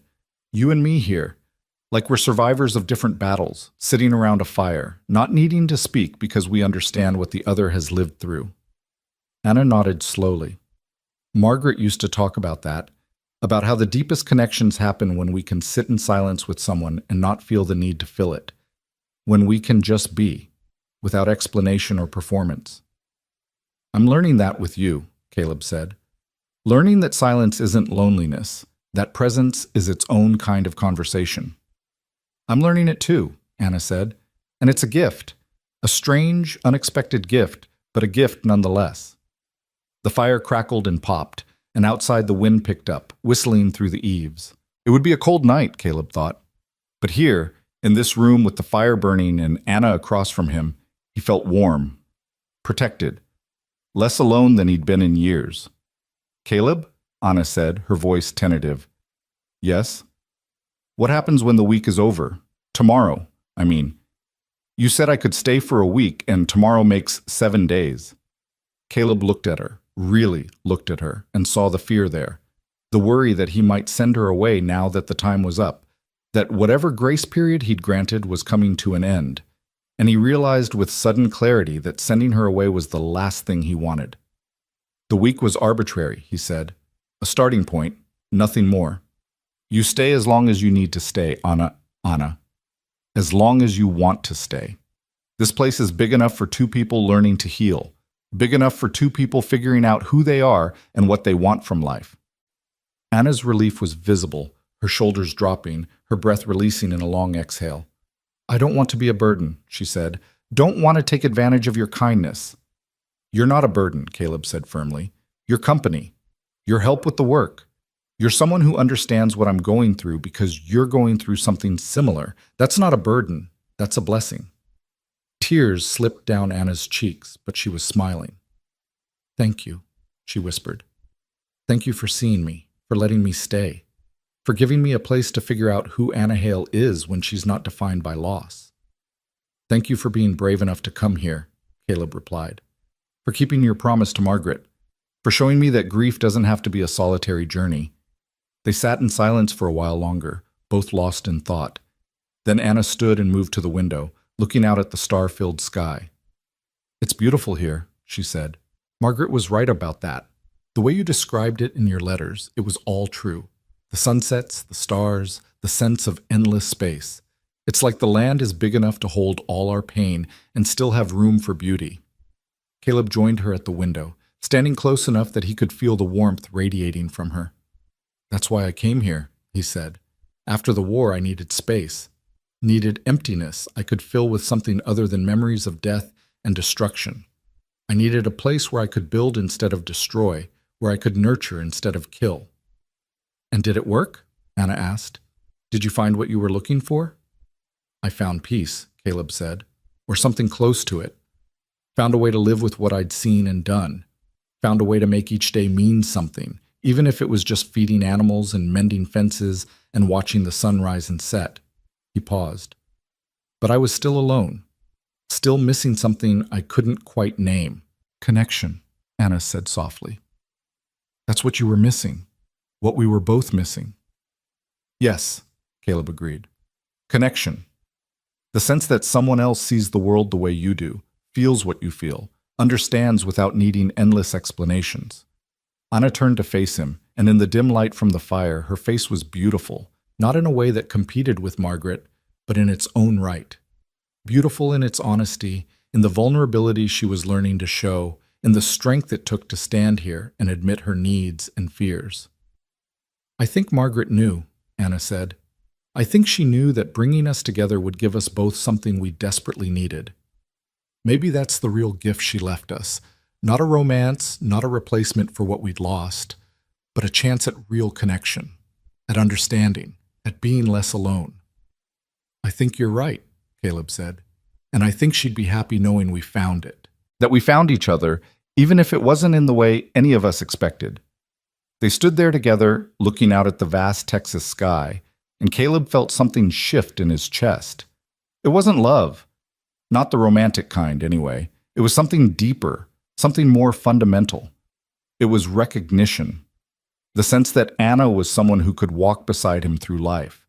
Not because they were bound by passion or romance, but because they were bound by understanding, by shared experience, by the knowledge that they were both trying to build something beautiful from the wreckage of their pasts. Come on, Caleb said eventually. It's late. We should get some rest. Anna nodded and moved toward her room, but at the door she paused and looked back at him. Caleb, I want you to know something. These past few days, they've been hard, painful, but they've also been healing. You've given me something I didn't know I could have again. Hope. Not the desperate, clinging hope I had when Margaret was dying, but real hope. The kind that's grounded in present reality rather than desperate wishes for the future. You've given me the same thing, Caleb said honestly. You've reminded me that I can still connect with people, still care about someone without it destroying me. That's not a small thing. Anna smiled, and this time it reached her eyes. Good night, Caleb. Good night, Anna. She disappeared into her room, and Caleb stood in the main room for a moment, feeling the weight of the week settling over him. 7 days. That's all it had been since Anna had stepped off that coach and shattered his world with 6 words. 7 days of grief and revelation, of pain and unexpected grace, of learning to live in a reality that bore no resemblance to the one he'd imagined. But standing here now, with Anna sleeping in the next room and the stars wheeling overhead and the land stretching endlessly in all directions, Caleb realized something profound. This reality, unexpected, unplanned, born from loss and delivered through sorrow, was better than the dream he'd been living in, because it was real, because it was honest, because it required him to show up as himself, flaws and all, and to accept Anna as herself, flaws and all. He walked to the table and picked up the drawing Anna had given him, the 2 sets of hands, close but not touching. He studied it in the firelight, tracing the gap between the hands, the space that held both separation and connection. That gap was important, he realized. It represented their individual journeys, their separate paths to healing. But it also represented the possibility that someday, if they both did the work, if they both learned to be whole on their own, those hands might close the distance. Or maybe they wouldn't. Maybe the gap would remain, and they would be companions on parallel paths, close but never quite touching, and that would be all right too. Because the value wasn't in the touching, it was in the closeness itself, in the presence, in the understanding that came from walking similar roads, even if those roads never quite merged into one. Caleb carefully folded the drawing and placed it in the drawer with Margaret's letter. 2 pieces of paper, 2 different messages, but both equally precious. Margaret's letter had given him permission to move forward, to stay open, to keep living. Anna's drawing had given him permission to take his time, to honor the space between them, to trust that healing was a process that couldn't be rushed. Together, they formed a kind of map, not of where he was going, but of where he was. And for now, that was enough. He banked the fire and made his way to his room. And as he lay in bed, he listened to the sounds of the night, the creak of the cabin, the whisper of wind, and underneath it all, barely audible, the sound of Anna breathing in the next room, the sound of another human being sharing his space, his life, his journey. It was a good sound, a healing sound, a sound that spoke of possibility and presence and the slow, patient work of becoming whole again. As sleep finally claimed him, Caleb's last thought was of Margaret, not with grief this time, but with gratitude. Gratitude for the letters that had opened his heart, gratitude for her final gift, delivered through her sister's courage, gratitude for the strange, winding path that had brought him here, to this moment, to this unexpected life that was somehow exactly what he needed. And somewhere beyond the stars, beyond reach but not beyond memory, he imagined Margaret smiling, imagined her at peace, knowing that the seed she'd planted had taken root, that her words hadn't died with her, but had grown into something new, something neither she nor Caleb could have predicted, but both would have recognized as love. Not romantic love, perhaps, but something equally powerful. The love of two people choosing to witness each other's pain and joy, choosing to walk together through the wilderness of grief toward whatever lay on the other side. The night deepened, and in the cabin on the Texas plains, two hearts beat in separate rooms, separate but no longer alone. And that, in the end, was everything. That was the miracle neither had been looking for, but both had found. That was the gift that loss had somehow, impossibly delivered. And as morning approached, as the first hint of gray light began to touch the eastern horizon, the world held its breath. Because something had shifted, something had changed. Two people who had come together through death were learning to live again, and that small, quiet triumph mattered. It mattered more than all the words and all the letters ever written. It mattered more than dreams or plans or imagined futures. It mattered because it was